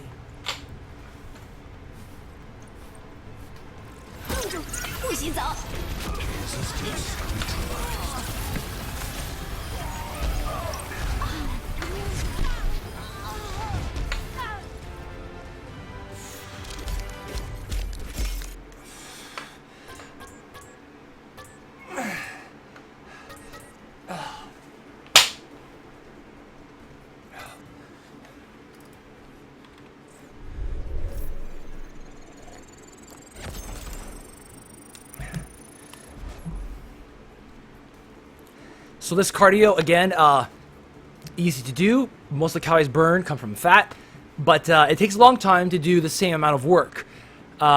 In general, as a general rule of thumb, the higher your heart rate, the more of the energy burnt is coming from carbs. The lower your heart rate, more of the energy is coming from fat. That's just a general rule of thumb. So that's why when you're walking, you're going to be doing, you're going to be burning more calories from fat. It just takes longer. So that is why it's important to find something that works for you. I hate jogging. I really don't enjoy it at all, but I'm fine with walking. So I walk for hours at my desk while I'm working or while I'm playing games or whatever. I don't have it on right now because it's just going to be too noisy with the treadmill, but it's easy to do. So anyway, Zalzabar, you're talking about weightlifting being a lot easier. Let me read these comments really quick. The true enemy of humanity is disorder.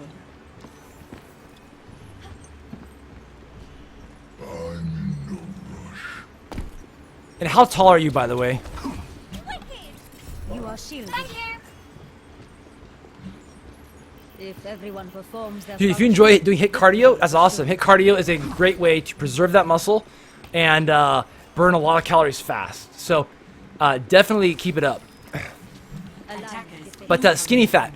So that sounds a little bit like the situation where I came from. Because when I was kind of like a skinny guy, I had a hard time gaining muscle. Like I really couldn't gain muscle until I finally started tracking my calories. Because again, I talk about this a lot. The two fundamentals: energy balance and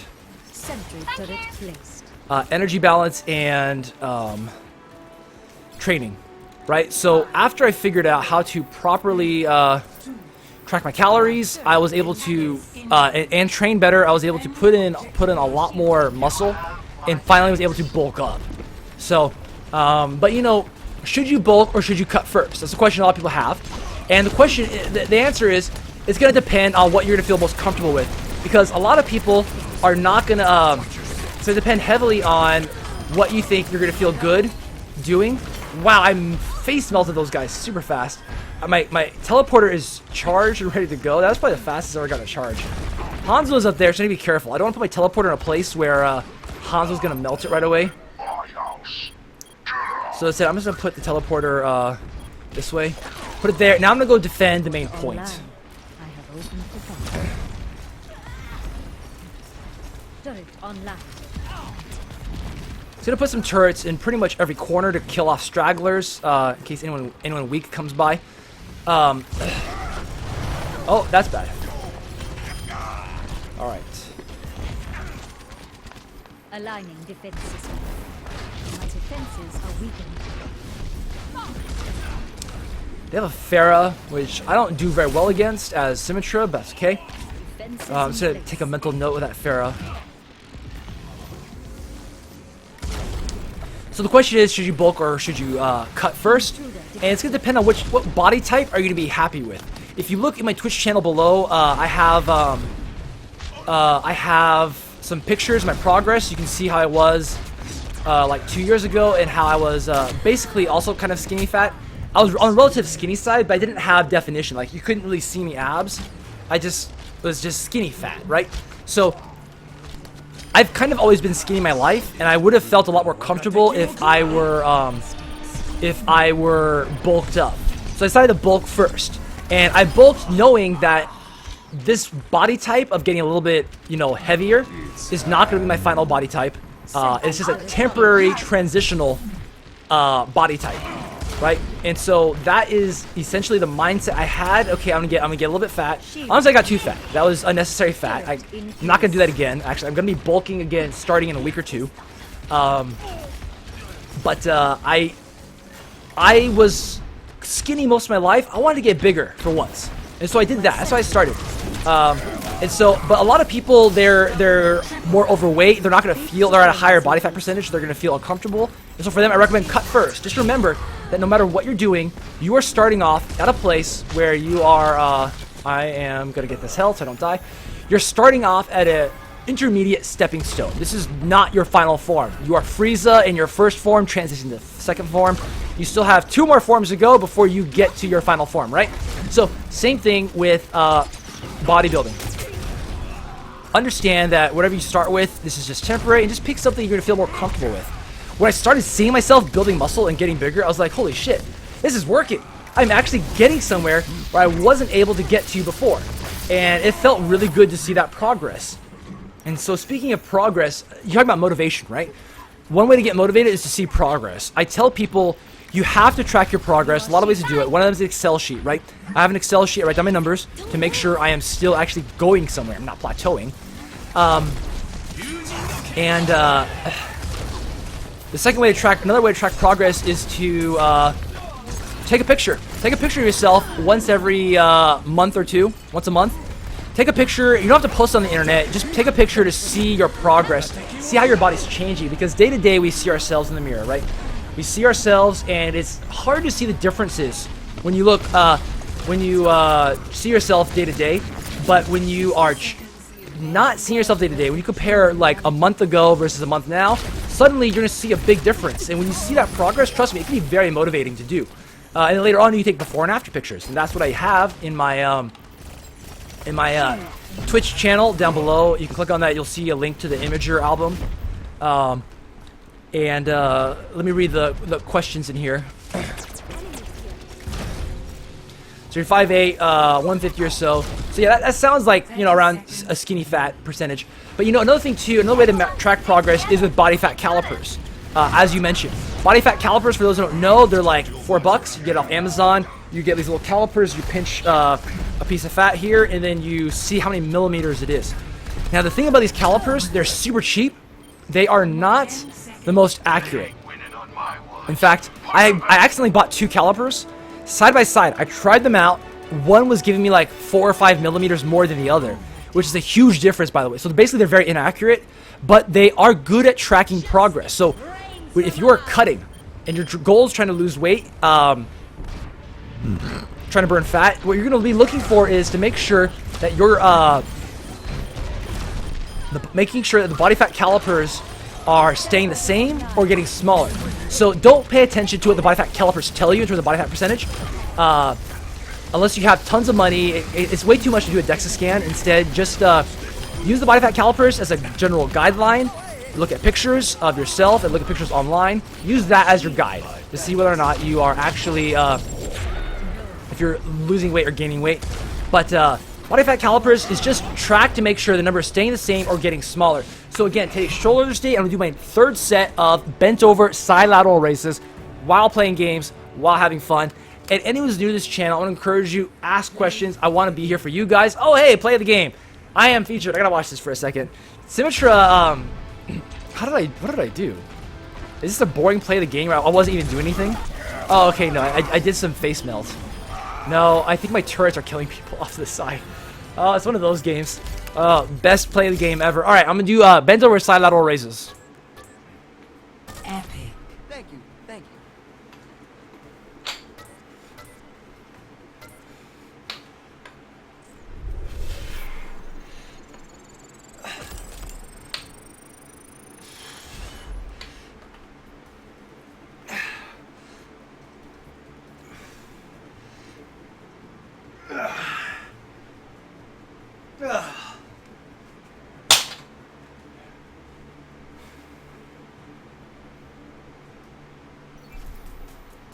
Prepare to attack.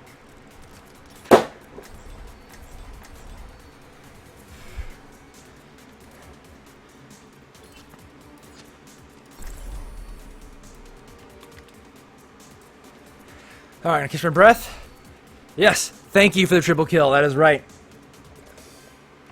It's so funny seeing those play the games from Symmetra or Turbjorn, and it's just like their body is dangling off the edge, or they fell to their deaths or something, and then like get all these massive kills from the turrets. It's just really funny.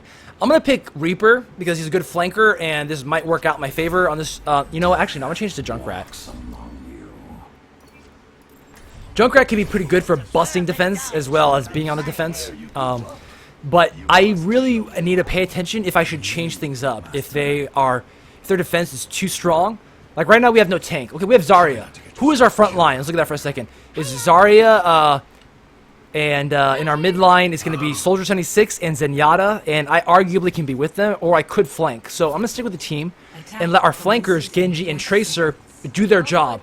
If they do their job well, their defense will be at the choke point, will be distracted. They won't have a full defense, and we can hopefully get ahead a little bit there. So, anyway, motivation. You know, on this channel, I talk about it a lot. Feed your brain, feed your body, because for me, when I have knowledge about something, when I understand what I'm supposed to be doing, like how does it look to bulk, how does it look to cut, how should I be approaching this? When I learn these things, it really helps me a lot to, ooh, that hurt. Wow, that was really strong. It helps me a lot to stay motivated because I understand what I'm doing, right? If we're doing something we don't understand, we're just kind of going through the motions, it can definitely be demotivating to do it. It can feel like a chore. But when you approach it like, I understand this, this makes sense, like things start to click. And that is something that can really help with motivation. Normally, Pharah will destroy me because Pharah counters me, but hey, you know what? Her advantage comes in the height. If I can get through, get over the height and kind of make her lose that advantage, it can definitely help me a lot. So, ooh, that Widowmaker's up there. I need to take a look at the team comp for a second. See if there's a hole in their defense out of a character I like to play. We have Soldier 76 to deal with their Pharah, so I'm going to stick with Junkrat for a little bit longer. But Junkrat's going to be better for busting defenses. In this case, their defense is not that strong. Their defense is in their heroes. They have some pretty good heroes that can just dish out lots of damage. They don't have to worry about turrets so much. I want to get away from Pharah because if I don't have my stuff on cooldown, she will have that height advantage. She busted her ult on me. I'm okay with that. I'm okay that she kind of wasted her ult on me, and she might have won that exchange without it. So,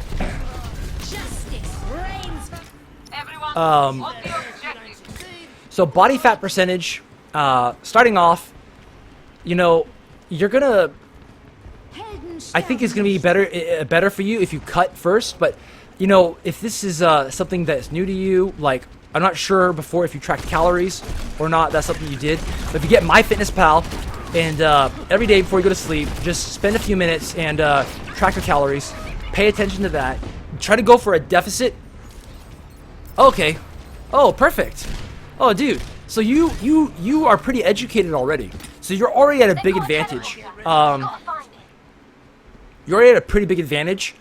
You just got to get that motivation to start, right? To just get the ball rolling. And that is one of the things I want to do on this channel.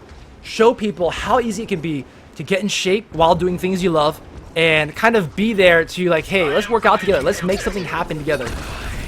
Oh, that is real bad. Oh, we killed them.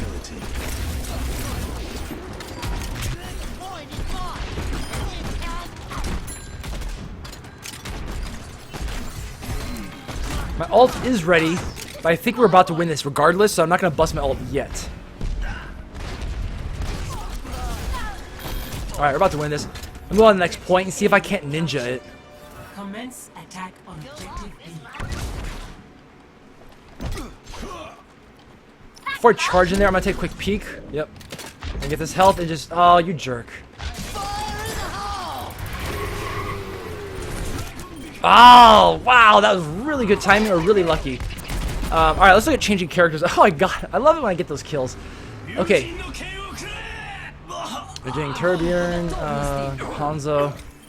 Right now, who do they not have? They don't have someone to counter Pharah.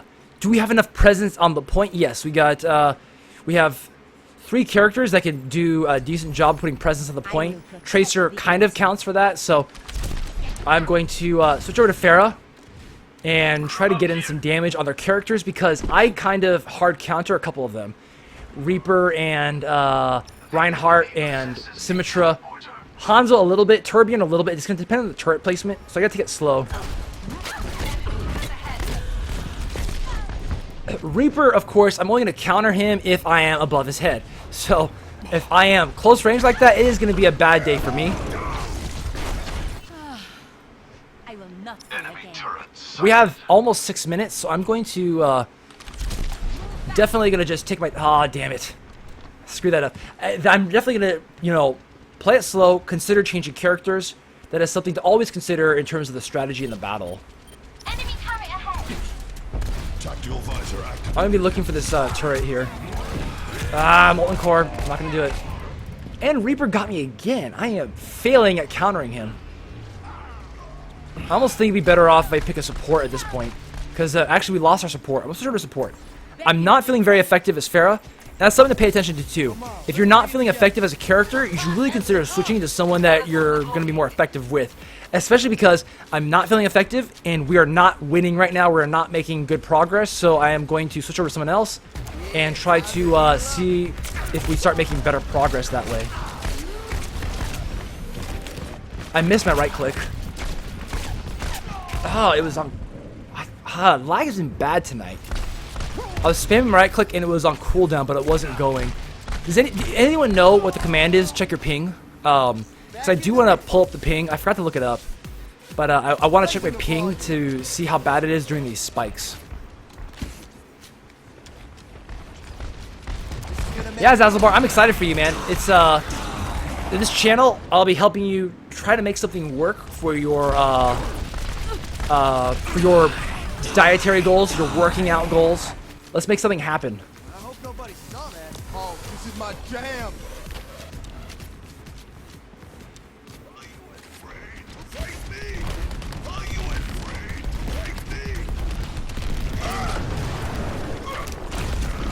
So, I talk about this a lot when it comes to tracking progress, right? When it comes to checking your workouts, when it comes to weighing yourself, you want to be making sure that every week, your heavy compound exercises, you are either increasing the weight on the bar for your first few exercises, or you are maintaining or staying the same. So if you're bulking, obviously you should be adding more weight or adding more reps over time. That should be what the goal, right? You have to be getting stronger. And name of the game, if you're a natural weightlifter, you're not taking drugs, the name of the game is progressive overload. What is progressive overload? Progressive overload is essentially you are progressively putting more pounds on the bar, progressively doing more reps week by week. Now, what if you're cutting? If you're cutting, the goal is to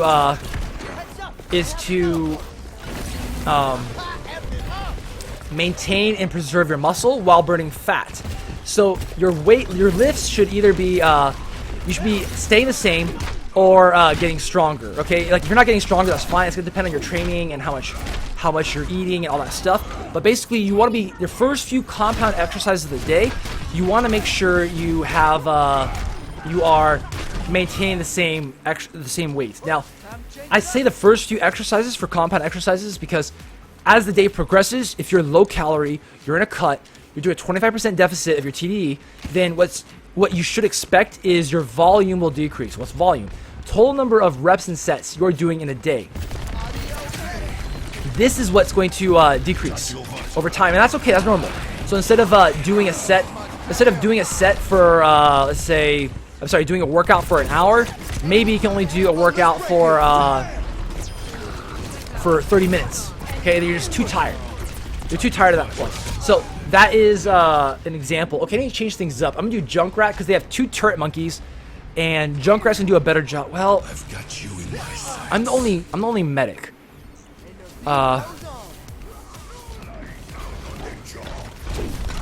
So I don't know if I want to switch yet. Oh, okay, we're securing the objective. I'm gonna rush over there now.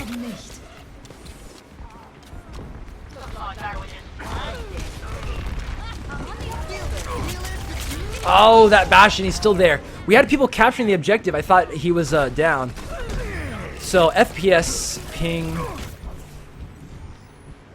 You know, maybe it's in the options somewhere. I'll have to check for it later.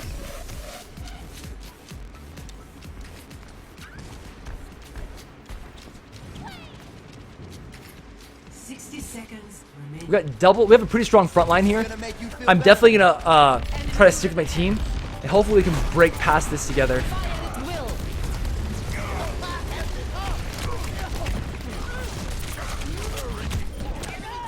I tried to charge in with Zarya because she was doing her ult, but we didn't have the support I was hoping for.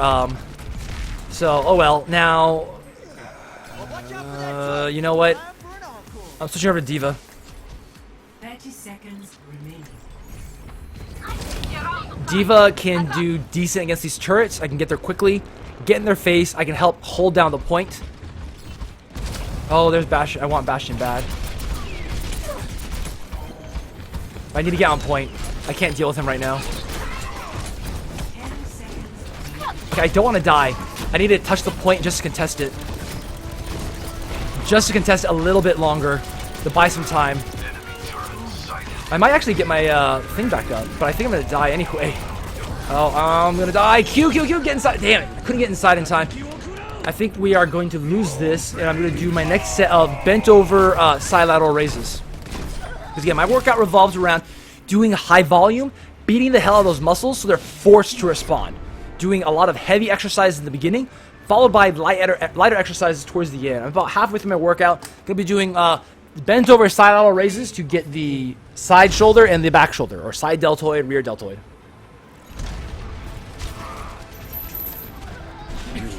I've got you in my...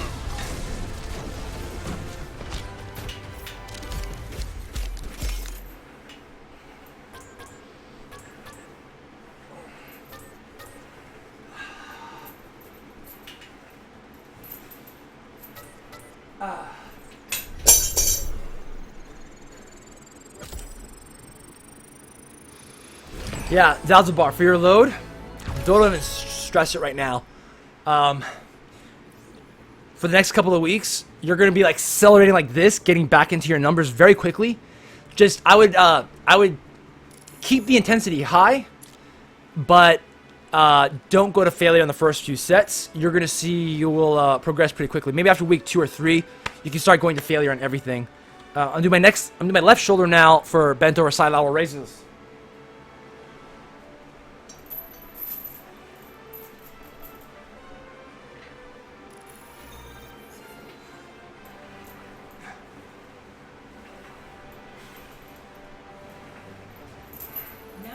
Arriving at Phoenix.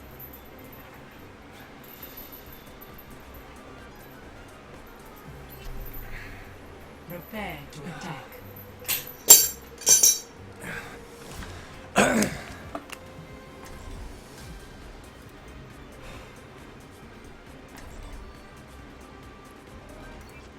I'm gonna do Lucio because he's pretty good on Ilios. He can knock people around. So,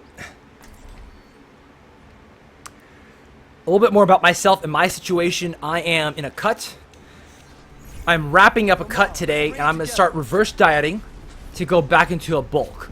So, the last 2 months, I went from like 10% body fat to like maybe 9 or 8%. I'm at about 8 or 9%, and this is getting tough to get any leaner. I need to supplement with a lot more cardio. As you get, like in the beginning, when someone's trying to lose weight, you can lose weight pretty quickly, pretty easily. You know, 1 to 2 pounds per week. Sometimes if people are really obese or sedentary, going to a good workout program and dieting properly, they're going to actually lose 2 or 3 pounds per week. But as it progresses and as you get leaner, it gets tougher and tougher. My secret has been treadmill desk, right? I walk a lot, but it's been a little bit hard lately because my back's getting a little bit irritated, and I have to be careful because of my bad back problems before, my history. I have to be very careful to not overdo it.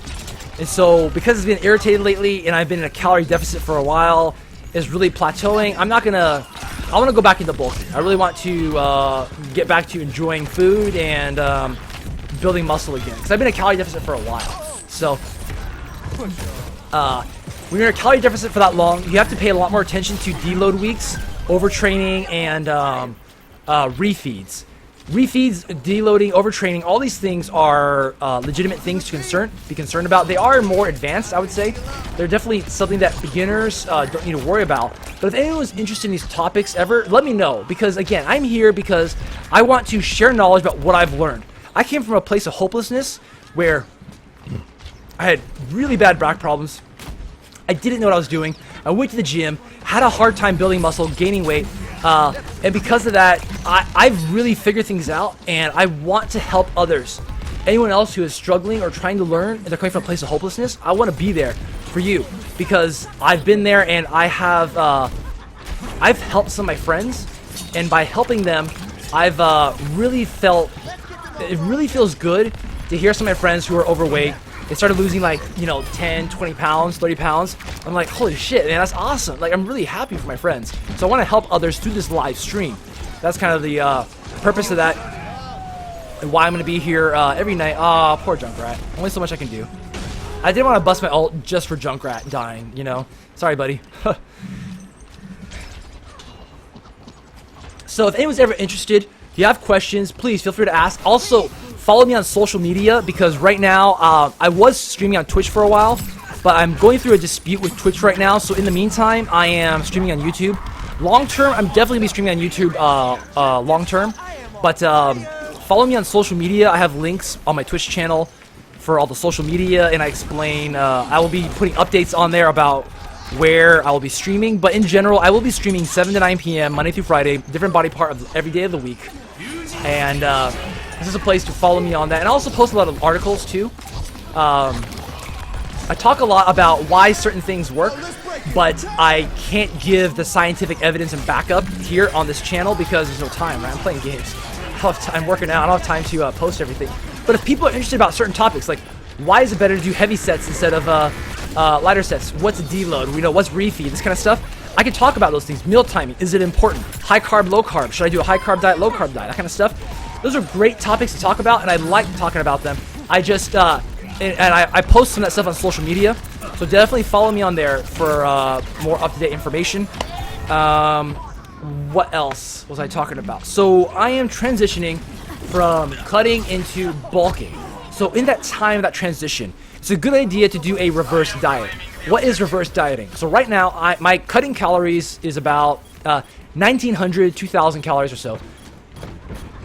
And my bulking calories is about 2,700 to, actually no, my maintenance is actually 2,700 calories. But bulking calories, I'm going to try to aim for 28 to 3,100 calories, around there. That's gonna be my goal, and Getting started. that's essentially almost 1,000 calories more than what I've been eating. And let me tell you, when you're cutting, it is hard at first to drop your calories from what you're used to. It can be very hard to do that. Feel very like demoralizing and very hard to do. But your body will get used to it. It takes time to get used to it, but your body will get used to it. And then what was hard before will become easier, and you're gonna feel like, oh wow, that wasn't hard at all. Like, oh, that's bad.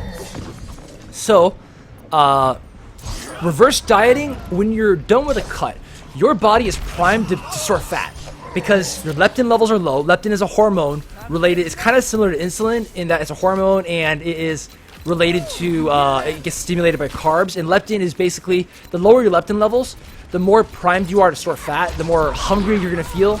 And it's your body wants to store fat. So you have to be really careful to, oh, kill me. But no, you don't want to kill me. You have to be ready to, Round 1. oh, we won. Nice. Okay, I'm gonna do a quick set.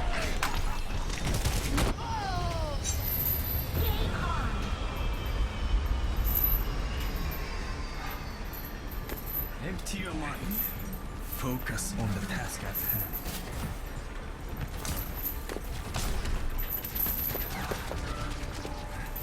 All systems operational.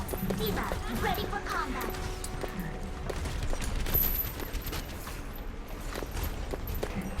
Five, four, three, two, one. Round 2. Capture the objective. Raising the volume. Alright, gotta write down my numbers really quick when I die. I got 8 reps in each side. Audio ready. So when you're coming out of a cut, and out of a calorie deficit, your body's primed to store fat. Which is why there's a couple of different schools of thought on this about how much should you eat. I'm gonna be reverse dieting. There's 3 schools of thought. One school of thought is you just go straight into bulking calories, not a big deal. Second school of thought is you go straight to maintenance calories, and then you start bulking. The third school of thought is reverse dieting. Essentially what you're doing is every week you're adding your calories back up by another 100 or 200 calories per week until you get to bulking calories. The goal of that is to try and minimize fat gain. So there's different schools of thought on that. There's no one real right answer, but I will initially reverse diet a little bit to... I'm not going to be super strict about it, but I am going to try to make some effort to not just go straight into bulking calories, because I do want to try to maintain my abs a little bit. I did work hard for these. Abs is very hard to get as for a guy. It takes time. You know, for a girl too, right? It takes time to get abs. And why is that? How do you get abs? I haven't seen my brother-in-law in a long time. He saw me when I was at my fattest back in December when I was my bulkiest. I did a sloppy bulk, unnecessary fat gain. And so between January and March, I did a 3-month very aggressive cut. I dropped 30 pounds in 3 months. And then I was able to get my abs back. And then my brother-in-law, who hadn't seen me in a while, he saw me. He's like, "Oh shit! Like, where'd you get those abs from? Did you do 1,000 crunches a day?" He's like, "No. You don't have to do a bunch of crunches to get abs. So much of it is gonna come from body fat percentage. You just simply need to get your body fat levels down. So, body fat levels. Once you reduce your body fat to like 15 as a guy, 50% or lower, you are able to start seeing your abs. Once you hit 10%, then it starts to get become a lot more visible. Oh, let's break it. Turn. I tried to counter his ult, but I was too far away to help my friend. So once you can actually see definition, then training your abs, doing some lifting for your abs will start to show. Your abs will get bigger. But if you're already like 20% body fat or higher, doing ab workouts is not going to make your abs show up any better. Instead, what it's going to do is it's just going to make your stomach pop out a little bit more because you have a little muscle building up and it's just pushing the fat further up. So that's why it's not that important to just try to like do a bunch of ab workouts. Do ab workouts. If you enjoy doing ab workouts, do it. But if you are looking to just show your abs, then you gotta focus on that cutting, that 25% TDE deficit. That is what's gonna help you get to a place where you can start seeing those abs. Gonna fist him. All it's gonna take is just one good fist. Man, I have failed at life. I should have switched out of speed back to healing so I could sustain better. But, you know, you live and you learn. This objective has Still, we're my probably gonna ace win this on one the pretty soon. Up the volume. Our Junkrat is AFK, it seems.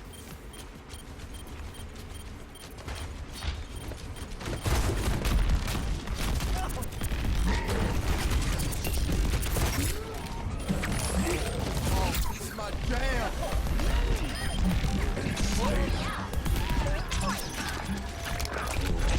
So my goal is to, I'm gonna bulk again soon, right? I'm gonna be starting that in a couple weeks.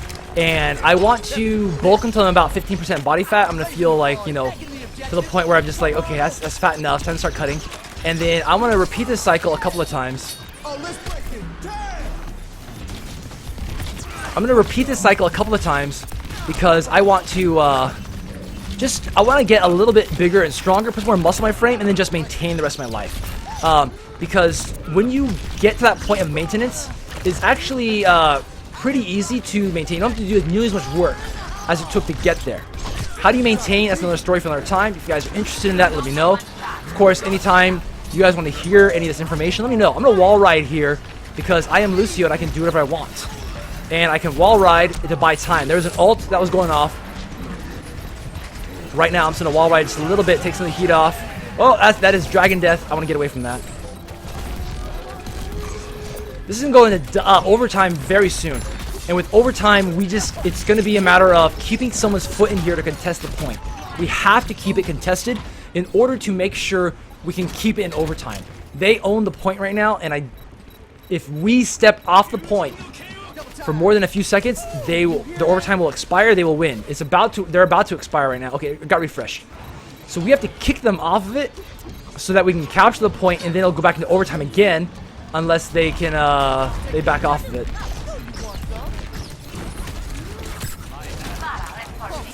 I didn't switch my heal in time. So it's getting pretty close right now. Look at the team comp for a second. They're doing double Genji. Man, I want to pick Mei bad. Mei is so good against Genji, but unfortunately, I think we're going to lose this one. All right, I'm doing our set. Again, today is shoulders day, and I'm doing bent over side raises. Game on.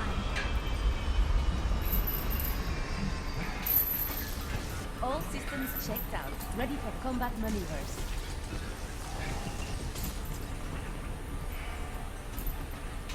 Junkrat primed and ready. We've got the right stuff.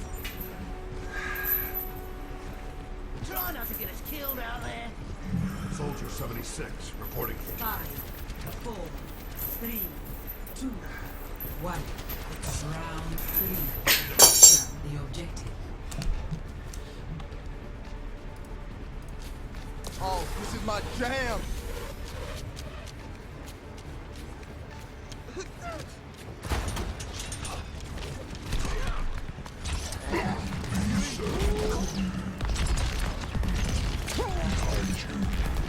Raising the volume.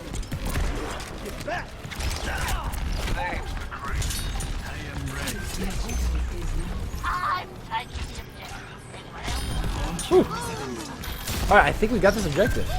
Check this out. I am on fire. I'd be heated if you guys were on that shit for the whole track. Volume. You'd be heated for that. If you guys were, am I reading that right? Here, let's pick it up. Get back. Well, not gonna live through this, but I will try to just delay it. 3v1 as Lucio, no way you can win that. Instead, just try to survive, slow them down. I hope nobody saw that.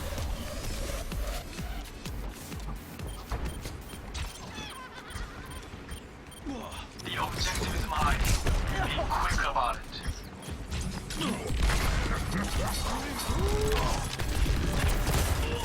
So close to getting him off. Pump up the volume. I'm trying to keep my Genji healed because he is, who's here? Oh, Lucio versus Lucio. This is like the worst fight. I'm gonna bust my ult because I want to finish this push. Lucio foolishly left. He should have stayed. That enemy Lucio, if he had stayed, he could have possibly sustained and held us back from capping the point. Now that the point is ours, we're getting points. I want to switch to Mei so bad. Even though I'm going to give up our support against double Genji, it's going to be pretty strong. What do you think? Should I do, what do you guys think? Should I switch over? Yeah, I'm going to switch over. I'm just going to do it.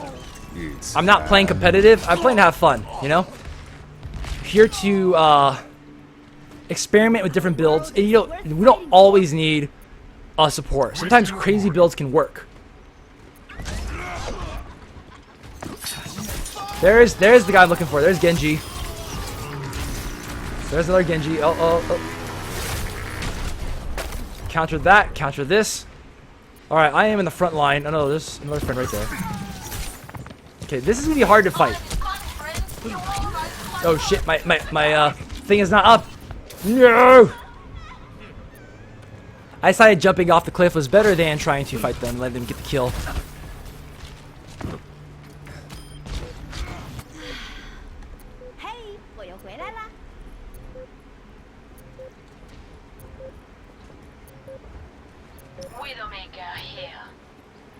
They're about to win this. We have no one to put in overtime. So I'm going to get my next set ready, which is going to be TRX reverse flies. I know. I need to get better with Widow. Widow is such a good character. I just haven't had the time to put in to get better with her. Like, if I switch to her right now, it'd be embarrassing. Play of the game. Well, Zazzle, who are your favorite characters?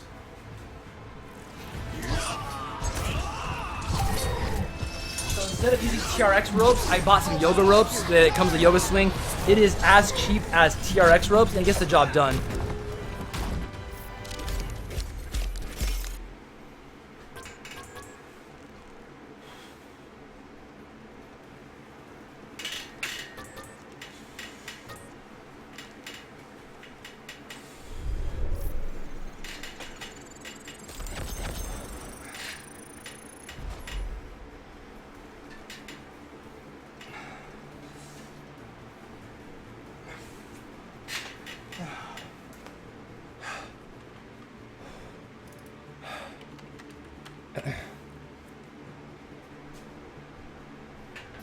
Traveling to Mumbai.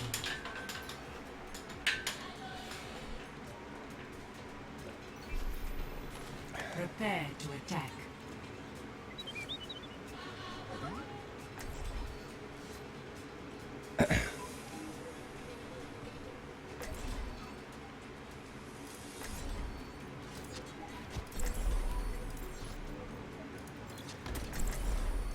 I'm gonna do Diva.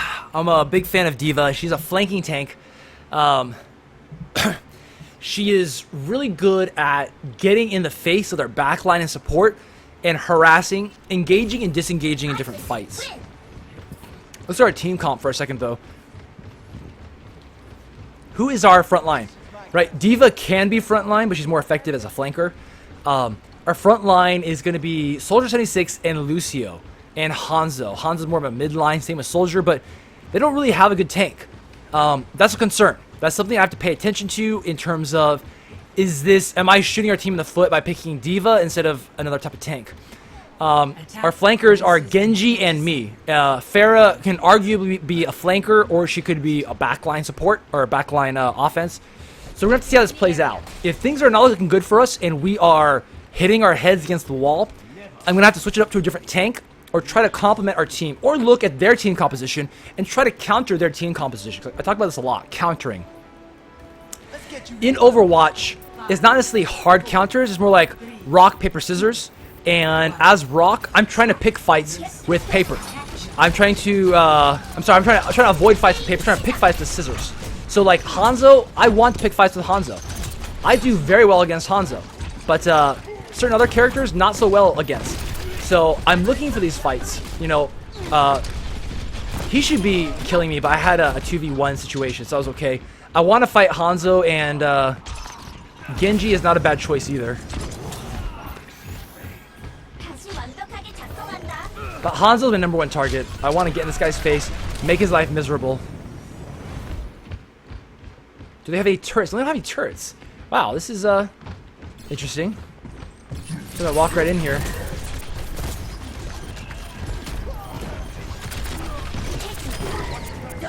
So I'm gonna get in their face again. I'm trying to. I'm gonna let my teammates take the point. I'm not always the best in terms of staying on the point. Sometimes it's better for me to get in their face and not stay on the point. We have pretty good presence with Soldier and Lucio. I'm not too worried about holding the point against these bros. Securing the objective. Objective A captured. All right, and my mech is ready to go again. And they have no support. They have a very imbalanced team. I feel like they just copied and pasted what they were doing the last round, which is not always the smartest move. We should be paying attention to what's working and what's not.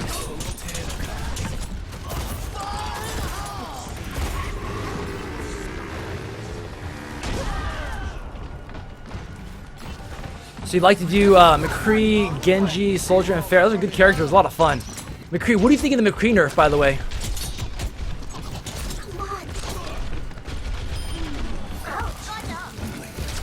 As a tank, I feel like the McCree nerf was definitely in my favor.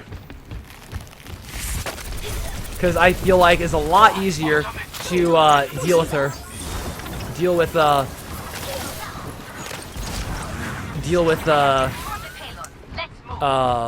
McCree. You know, as a tank, I can actually counter McCree.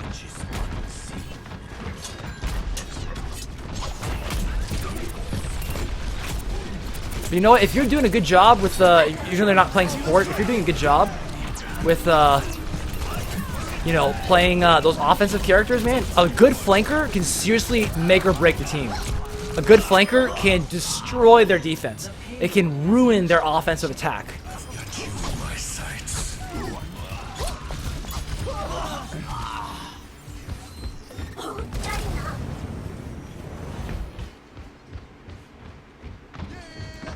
Their team comp is pretty sloppy, and I feel pretty effective as D.Va, regardless, even though I'm not, I don't want to fight her. Yeah, she'll do some damage, but I can out-tank her damage. Plus I had Pharah to help me. Alright. Just gonna launch my nuke. Try to clear them away and give us some free time. Unharassed time. I got denied that kill on Hanzo.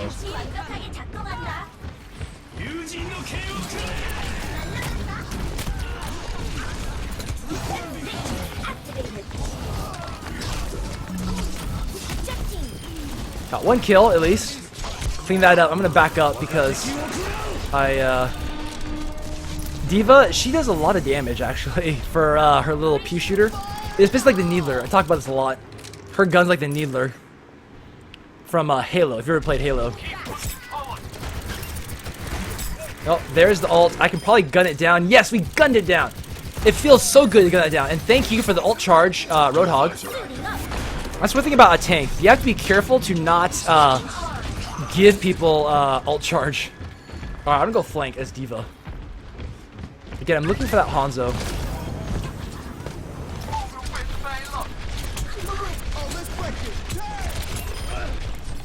So he is down.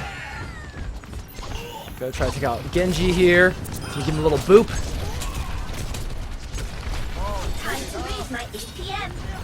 Now they need to play to my game. They have to get on the point to face me up close, which is exactly where I want to be right now. If they're not on the point, they're gonna lose. So they have to throw themselves on. If they don't, they're just gonna lose right away. And Soldier 76 was retreating. Look at that. He is playing a bad job right now. He needs to throw his body on the point. I know it's suicide, but it's either that or you lose. And right now, they're about to lose because Soldier is playing from the back. Normally, yes, Soldier should play midline, but like this, no, he needs to put his body on the point. Oh, okay, that's good. Yeah, that's good that you have friends who can do support. Play of the game. Yeah, McCree is still good against those squishies, but he's definitely a lot less versatile now. All right, next set, reverse flies. Again, I'm trying to target this part of the rear delt.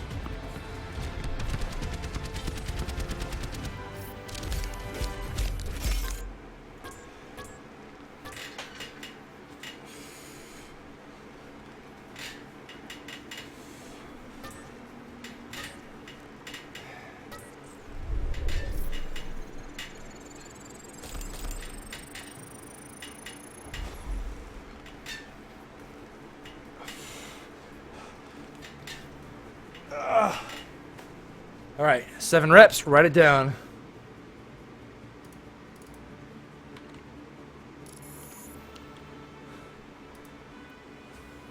Welcome to Hollywood.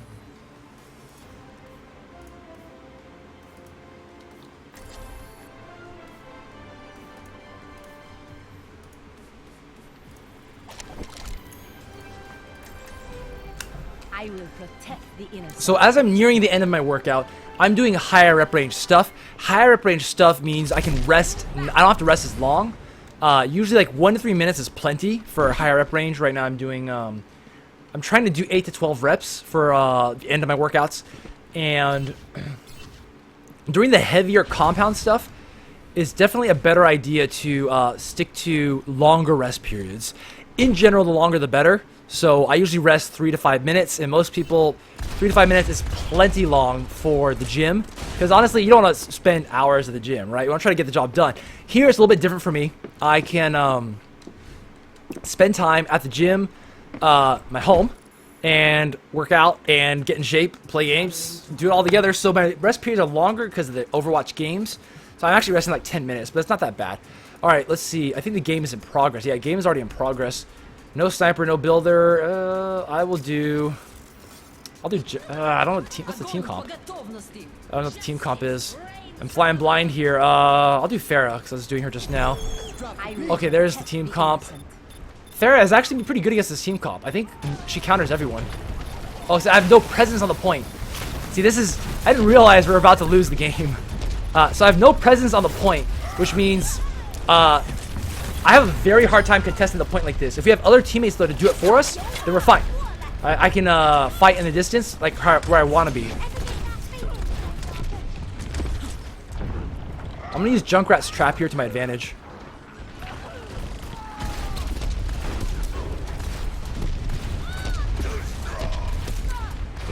Oop, tickled myself.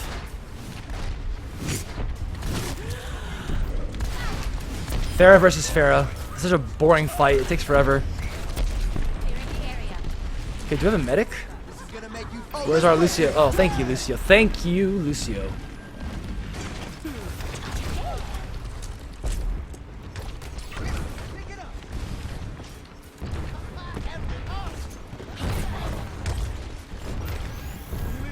Much better. Enemies here. Looking at our team comp, I still counter nearly everyone on our team. Mei especially. Zarya a bit, as long as she's not too close to her. Farah versus Farah is just a really boring fight. It usually does not end in deaths. Usually ends in like a lot of mid-air rockets trying to hit each other and a lot of wasted time.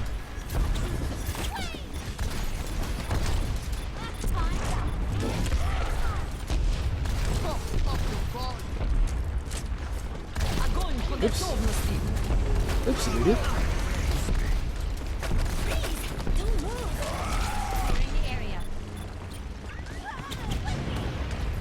Want to get that tracer. She's so slippery. Yes, Farah. Yes, I see you. I don't really want to waste my time on you. Someone else can take care of that.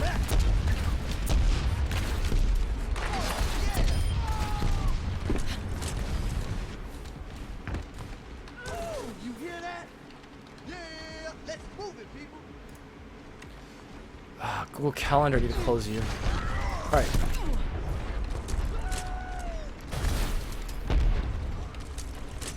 Yeah, I don't know what he was thinking with that. It might have been, maybe he thought they're doing a big push. Sometimes it's good to use your ult to do a big push because you don't want to save it forever. So I don't know. It's hard to say sometimes. I usually try to give people the benefit of the doubt. Like, you know, there's just a lot of nothing happening here with Farah versus Farah. My ult is ready though. Oh. Ah, that's a nice ult.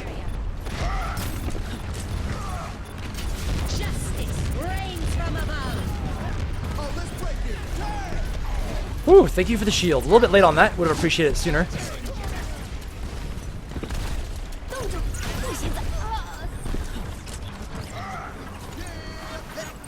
Objective not contested. I can just hang out here a little bit.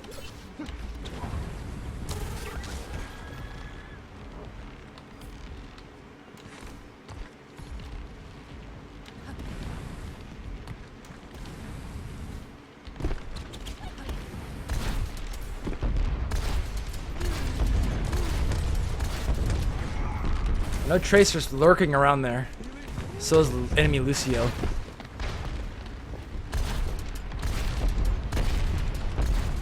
They have 4 minutes. This is gonna be a long defense.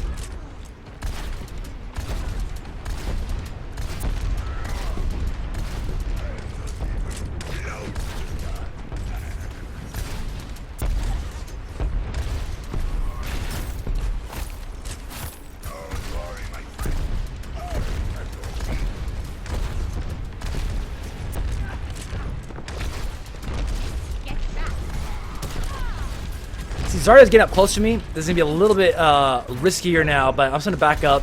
Up here on my perch, I'm pretty safe, so I'm pretty happy with where I'm at. Mei can't do a whole lot from here. I also can't do too much here either. So, but I'm gonna help just rain down death and kind of force them to stay at bay.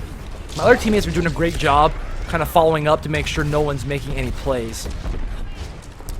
Hey, Leah, welcome. Yes, this is Overwatch. This is the game talk show where I will be talking about how to get in shape, how to build muscle, burn fat, all the while playing the games that you love.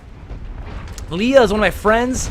She's looking to get in shape, looking for that motivation. This is something that I was talking about earlier with Zazzlebar here, how to try to get that motivation. There's a lot of things to do. So Leah, one of the things I wanted to find out from you, because I have a lot of long answers to give, is what is your TDE?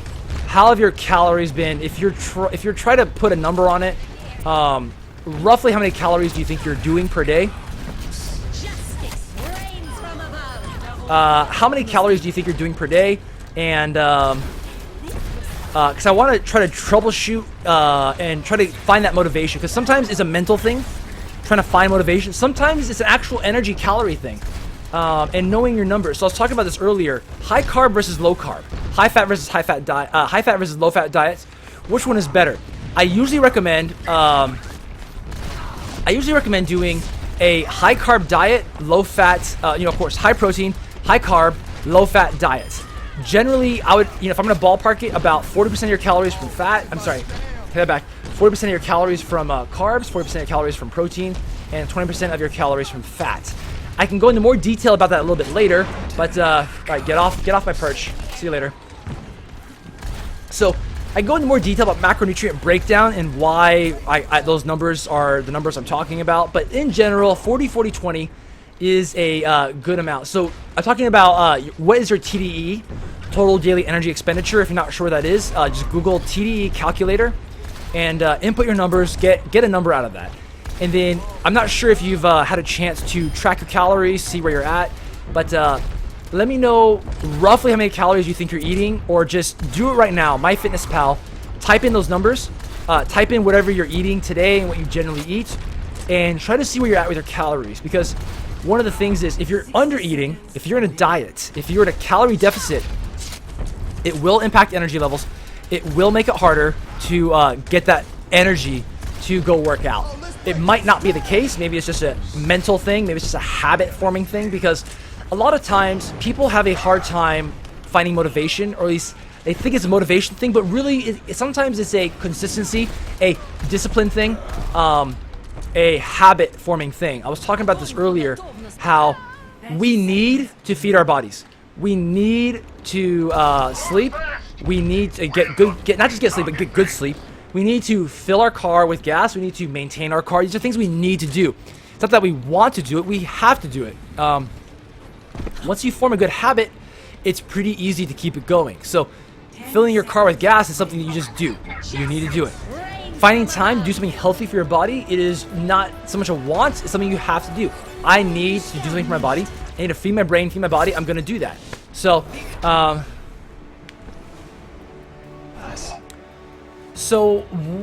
I don't use MyFitnessPal for. I only use MyFitnessPal for tracking calories. I want to see. Google a TDE calculator. Let me type this out. TDE calculator, and then see what number that one is telling you. So TDE calculator. Google that and tell me what that number says, because MyFitnessPal isn't always the most accurate.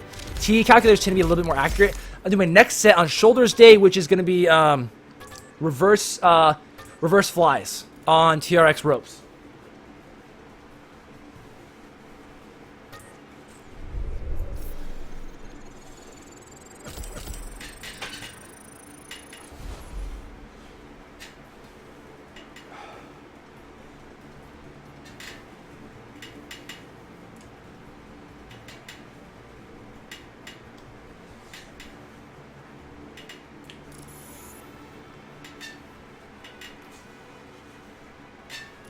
All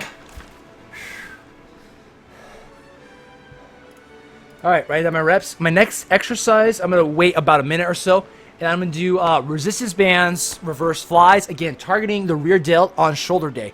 So, thank you. Oh yeah, ping. I gotta check my ping really quick. Let me cancel. Too late to cancel. I'll do it next time though. Oh, I did. Did I cancel? Yes, I did cancel. Okay, let me do this really quick.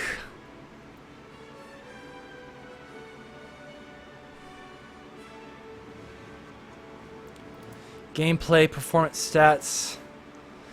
Where do I go in options for that? Did you already say where to go?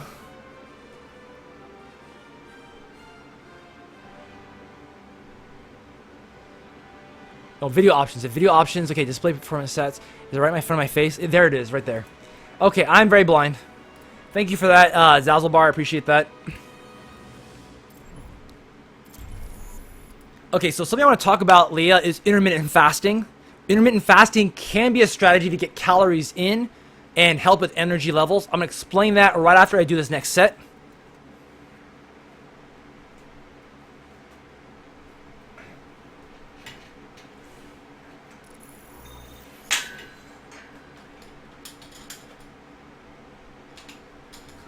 Traveling to Molskaya Industries.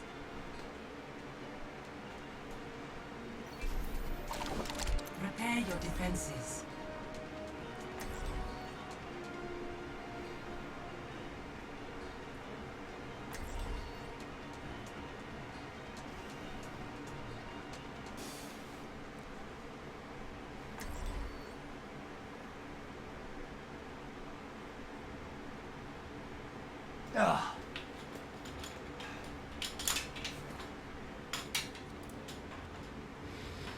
I'm gonna do Lucio.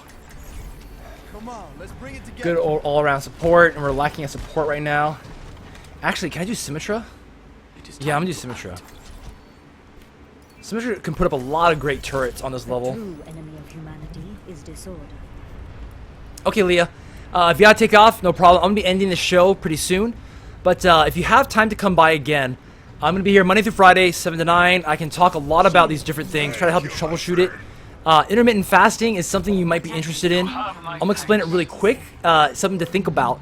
Basically, intermittent fasting, you essentially eat the same number of calories, but you focus on putting the you put more of the calories into a shorter time period. So essentially, you skip breakfast. This is a common way to do it. You skip breakfast, and then you eat a bigger lunch and dinner, but you're still eating the same amount of calories per day.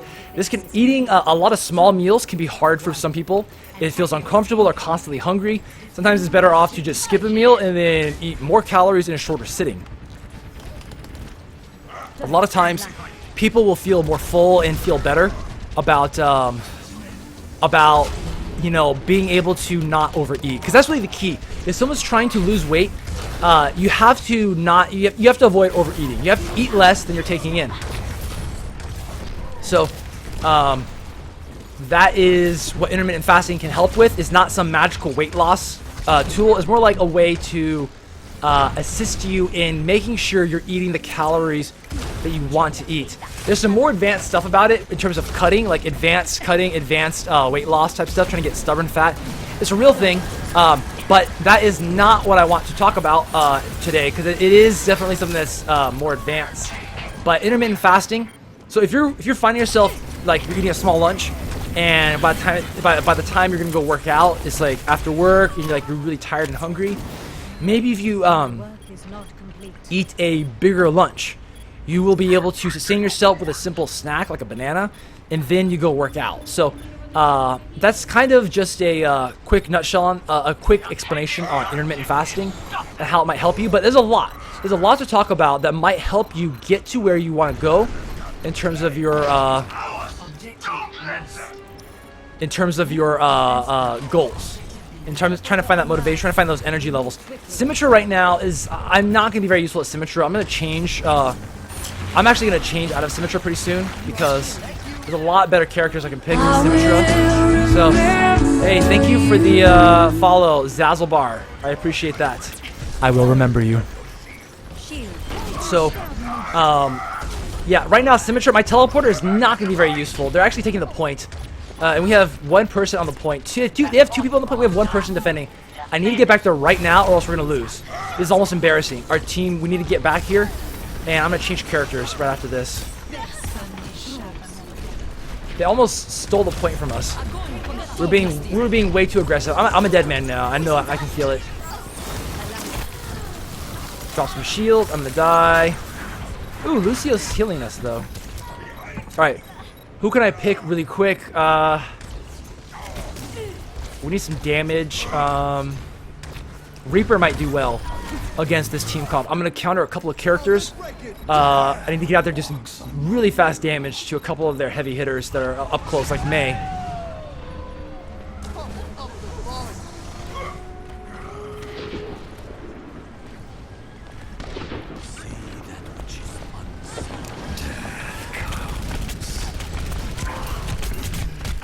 If I wasn't so bad at life, I would have destroyed Widowmaker.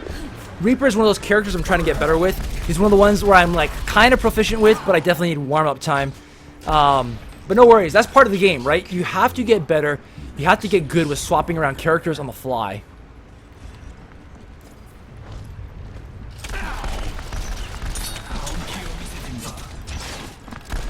Also, I should have shifted out of that. When I was almost dead. I got a little bit cocky thinking I could take her. Alright, I can't win that fight. He's too far ahead of me. He's too far away. I'm too short range. So I'm going to try to flank in a different direction.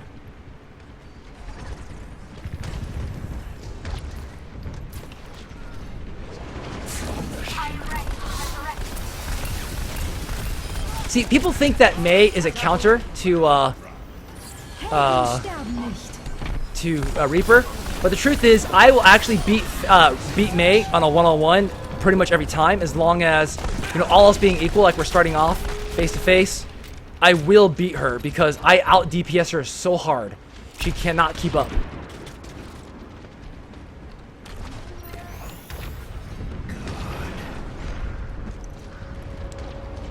They're ninjaing around right now. It's a little bit of a concern. We have enough people on the point, so I'm just going to try to flank and harass. Keep their Widowmaker at bay. Are we doing okay? Yeah, we're doing okay.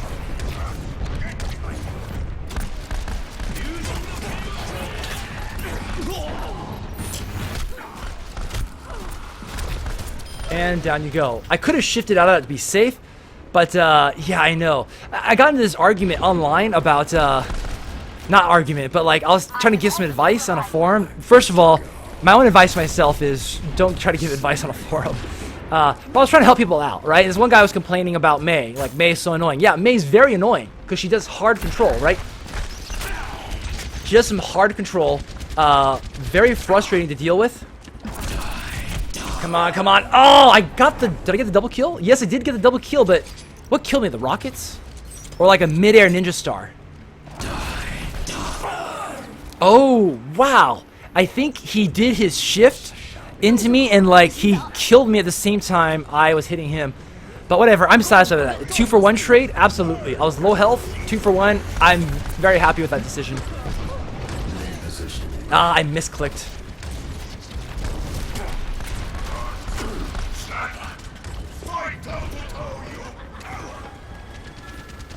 Alright, looking for that Genji.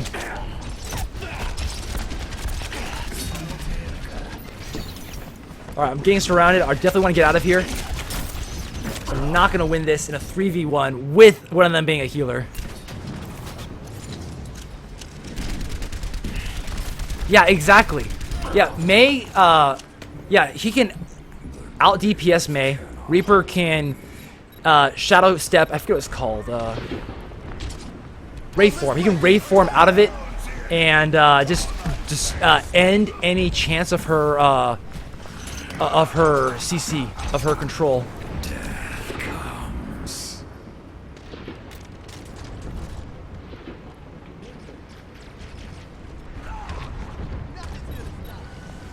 Okay, they have one bro over there. We have a couple.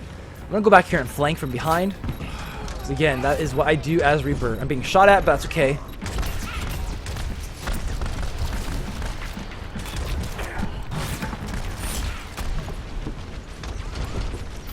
I still deny her the health. I didn't need 250 health, but I want to deny her the health. Oh, that was bad. Damn it. He should have killed me. Honestly, I was an easy target. I've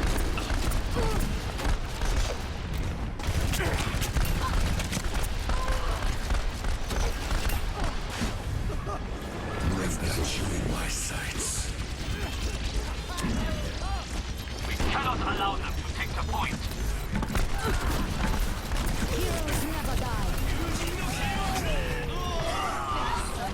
Need to get out of here. Need to get some. Oh, I'm fully healed. Just kidding.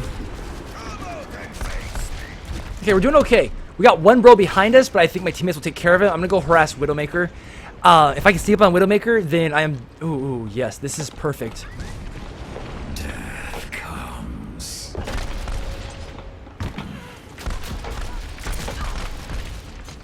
Okay, we have too many people far forward. I don't like this. I feel like our defense in the back might be a little bit weak. So we have only one person on the point. I'm gonna go back. I don't want to go back, but I need to be back to support in case they do a ninja push. I panic clicked again. Alright, I'm gonna go face him one-on-one. Against Soldier 76, I can definitely do plenty of damage up close and out DPS him easily. Mid-range though, he is quite the nuisance. Go. I'll be watching over you.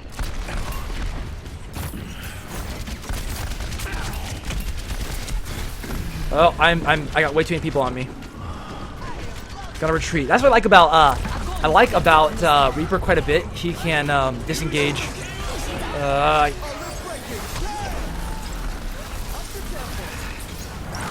Should I ult? Yeah. No, she oh, her shield's down. All right. Whew. I thought I threw my ult away. Oh, her ult did not save. Did not save Mei. Mei died right after that.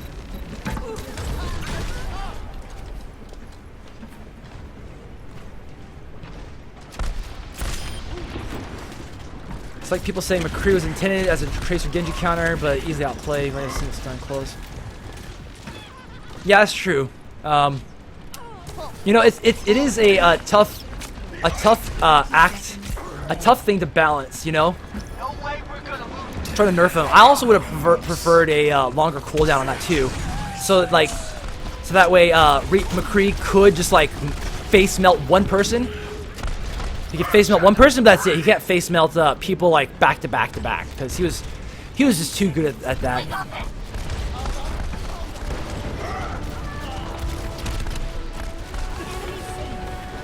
Looking to flank a little bit their back line. So we have enough bros on top of the point. So we're gonna try to ninja someone.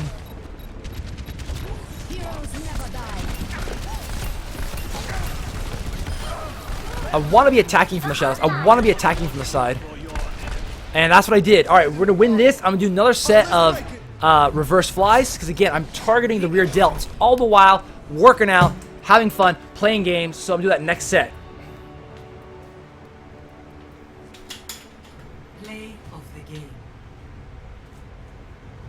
Oh, hey, I'm featured.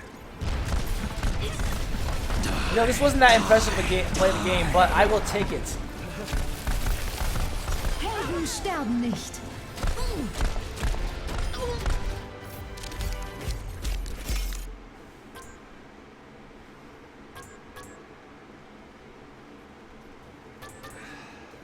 Epic.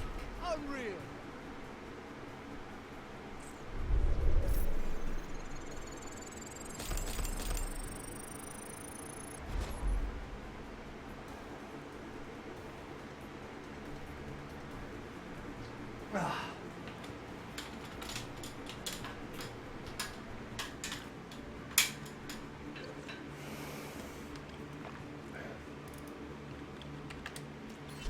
So this is my last game for the night. I'm gonna do one more round, and I'll be ending tonight. Tonight being shoulders. I'm gonna do. Let me think. I'm gonna do try Farah, and today is shoulders. And again, I'm gonna be here every night, Monday through Friday, doing a different body part of the week for my workout. I do chest on Mondays, back on Tuesdays. Wednesday is shoulders. Thursday is legs and abs. Friday is arms day because guys care about arms, right? I want to get those big biceps and triceps.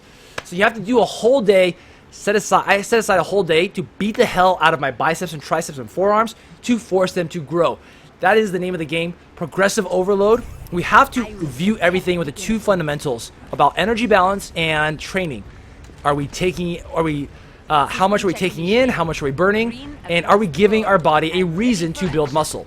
Everything comes back to that, and I enjoy talking about that because once I understood those two concepts, it really made it so much easier for me to understand what I need to do different in my training, what I need to do to build muscle and burn fat, right? Because that's the name of the game. I am ending my cut today. I just finished a cutting phase where I tried to get as lean as I could.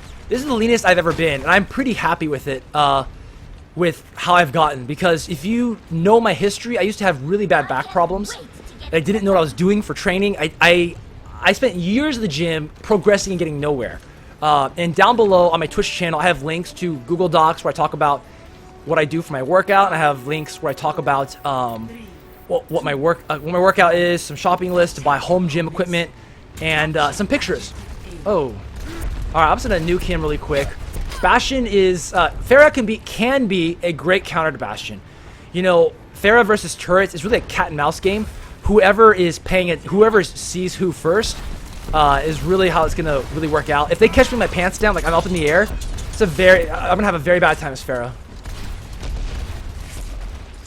Oh, there's a turret right over there. I want to take it down, but I'm gonna get shredded by their Genji. I'm gonna back up. I'm gonna play the back line instead of flanking, because I like to flank as Pharah sometimes, but they have a Turbjorn and a Bastion. Flanking sometimes can be a very dangerous thing to do. So instead, I'm just gonna play in the back line, try to take out those turrets from far away. Like that Bastion right there. He's gonna see me and take me down probably pretty soon. Oh no.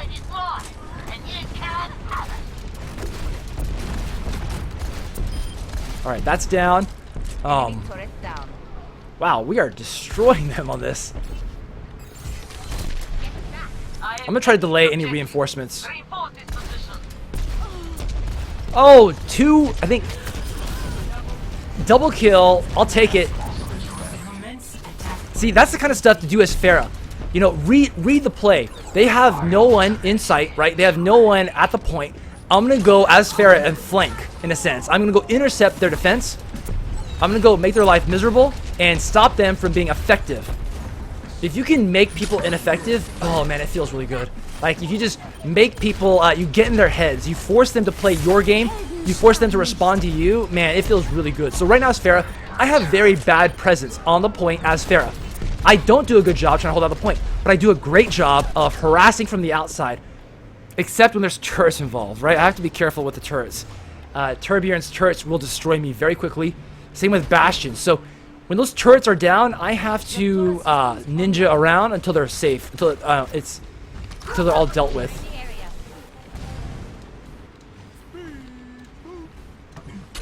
So I can long range his turrets from here. Turret is down. He's probably gonna have it back up in just a second, but I'm gonna give him a second to put it back up. So I know he's gonna put it back up, and now I'm gonna jump back in and shred it. Turret is down, and now I actually want to go in for the kill.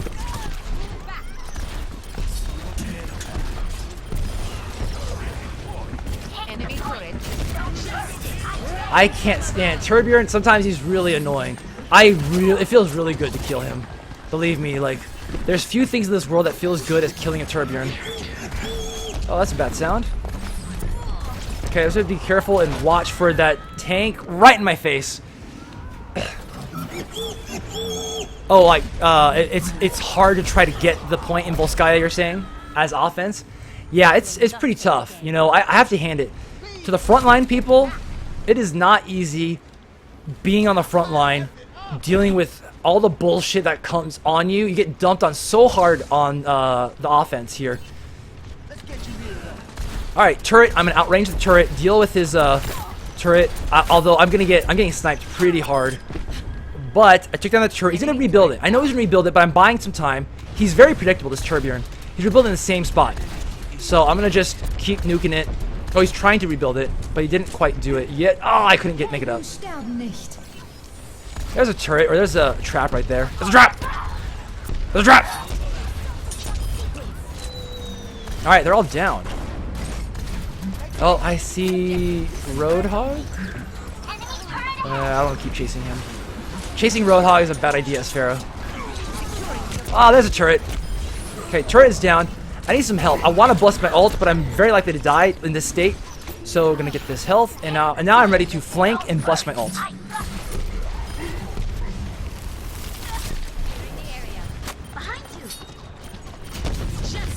Ah, I got a little way too cocky with that ult. I thought it was gonna be this badass by like doing this reverse concussion missile, get into position, blow everyone out. Instead, I missed my target. Target already retreated, and then I didn't even see the Bastion before I started blowing my ult, and then I just completely wasted my ult. And that's the thing on this channel. I'm going to point out the good plays and the bad plays because I need to learn. I want to help others learn from what I'm doing right and what I'm doing wrong. And again, this is the channel, Tomination Time, where I will be working out, playing games, and trying to make a place where we as gamers can feed our brains and feed our bodies. Even if you're not a gamer, this is going to be a talk show where I'm going to be breaking down how to build muscle and burn fat. Because that's something that a lot of people want to do, right? Whether maybe your goal is to build strength, maybe your goal is to just get in shape or get a little bit healthier. Either way, a lot of that can be achieved through paying a lot of attention to the basic fundamentals of energy balance and training. Something I talk about all the time on here. And this is a place where I want people to ask questions. Tell me where you're at. What are you trying to do? What are your goals? Because this stream is the only stream you're going to see that's a live stream where it's gaming and fitness combined. I'm talking about both Overwatch and I'm talking about getting in shape. So I'm going to die over here because I'm just too surrounded and I was too deep. My teammates weren't around. I was trying to buy time. Is Pharah still a good choice? Yes, I feel like Pharah is still a good choice, so I'm going to stick with Pharah. I will not fail again. Clearing the area. Looking for any of Turbulent's turrets I can hit from far away. I see Bastion though. I can't tell if it's Turbulent's turret or Bastion. Oh, they walled me off. I'm in range of that turret. I need to get back away. That turret range. I got the turret, but not worth that trade. That's a bad trade. I sacrificed my life to kill a turret that's easily replaceable. I was hoping to get out of its range before it killed me, but it's one of those gambles that it's a high risk, low reward. My ult is ready, so we still have teammates. They're quickly dying though. I don't know if I'm gonna be able to get in here and bust my ult in a safe way. Alright, I'm just gonna back up. Teammates are all dead. If I bust my ult now, it's probably gonna be a waste, and they already know I'm here. So I'm just looking to get the hell out and just flank from the side. So my teammates are in position. Yeah, watch out for those turrets too. I just want to rush in there. Oh, yep, that's gonna be bad news for me. Take cover.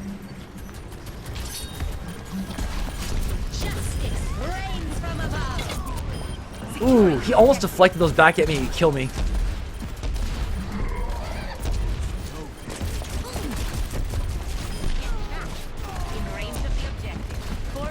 Turbier needs to get on this point. He's about to lose. He needs to contest it. He's playing way too safe right now. Even if you are the worst presence character, you have no presence, and you can't hold on to the point. Like if you're a Widowmaker, you need to put your body on the point to put in overtime and stop the victory. Because if you die on the point as Widowmaker, at least you did something to stop it. But if you did nothing, you didn't put yourself on the point, and you lose, then you really, there's no point. You know what I mean? Like you failed anyway. So put yourself on the point, regardless if you're Pharah or Widowmaker, if they're about to win. But we could not win, unfortunately. I got teammates moving into position, so I'm gonna get into position and get ready to hit from the side. My main target are those pesky turrets. Enemy turret ahead. But I'm in a bad way. Yep. Alright, his hook missed, so I can jump in there and start. Oof. Just kidding. I'm too close for that. That range, a little too close, and he took me down pretty fast.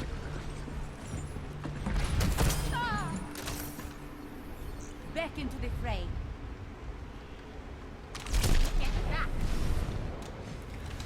So again, if you're new to my channel, follow me on Twitch. Go to my Twitch channel down below. I have a lot of information there, including my social media information, because I'm going to be posting information about my social media. I mean, through my social media about where I'm at in terms of my stream, where I'll be streaming for the day, and if there's any changes.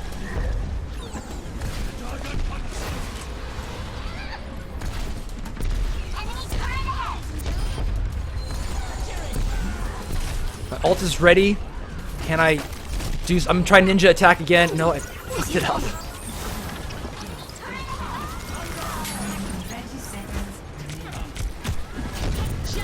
Ah, he knew I was coming. He knew I was coming. Yeah, that's a very good question, Zalzabar.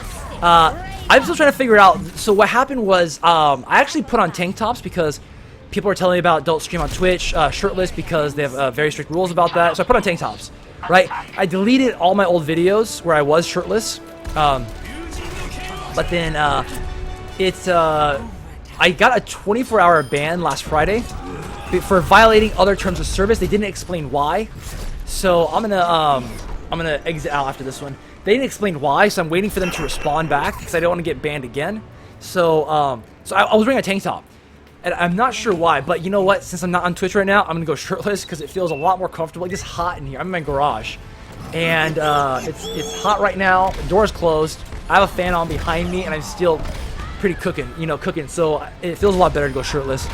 But if things don't work out on Twitch, YouTube is catching up. So is there a loss? And 20%, not bad. It's okay. I will vote for myself because I am biased. I'm going to leave this. I'm doing my last set, reverse flies, and I will be ending tonight's stream.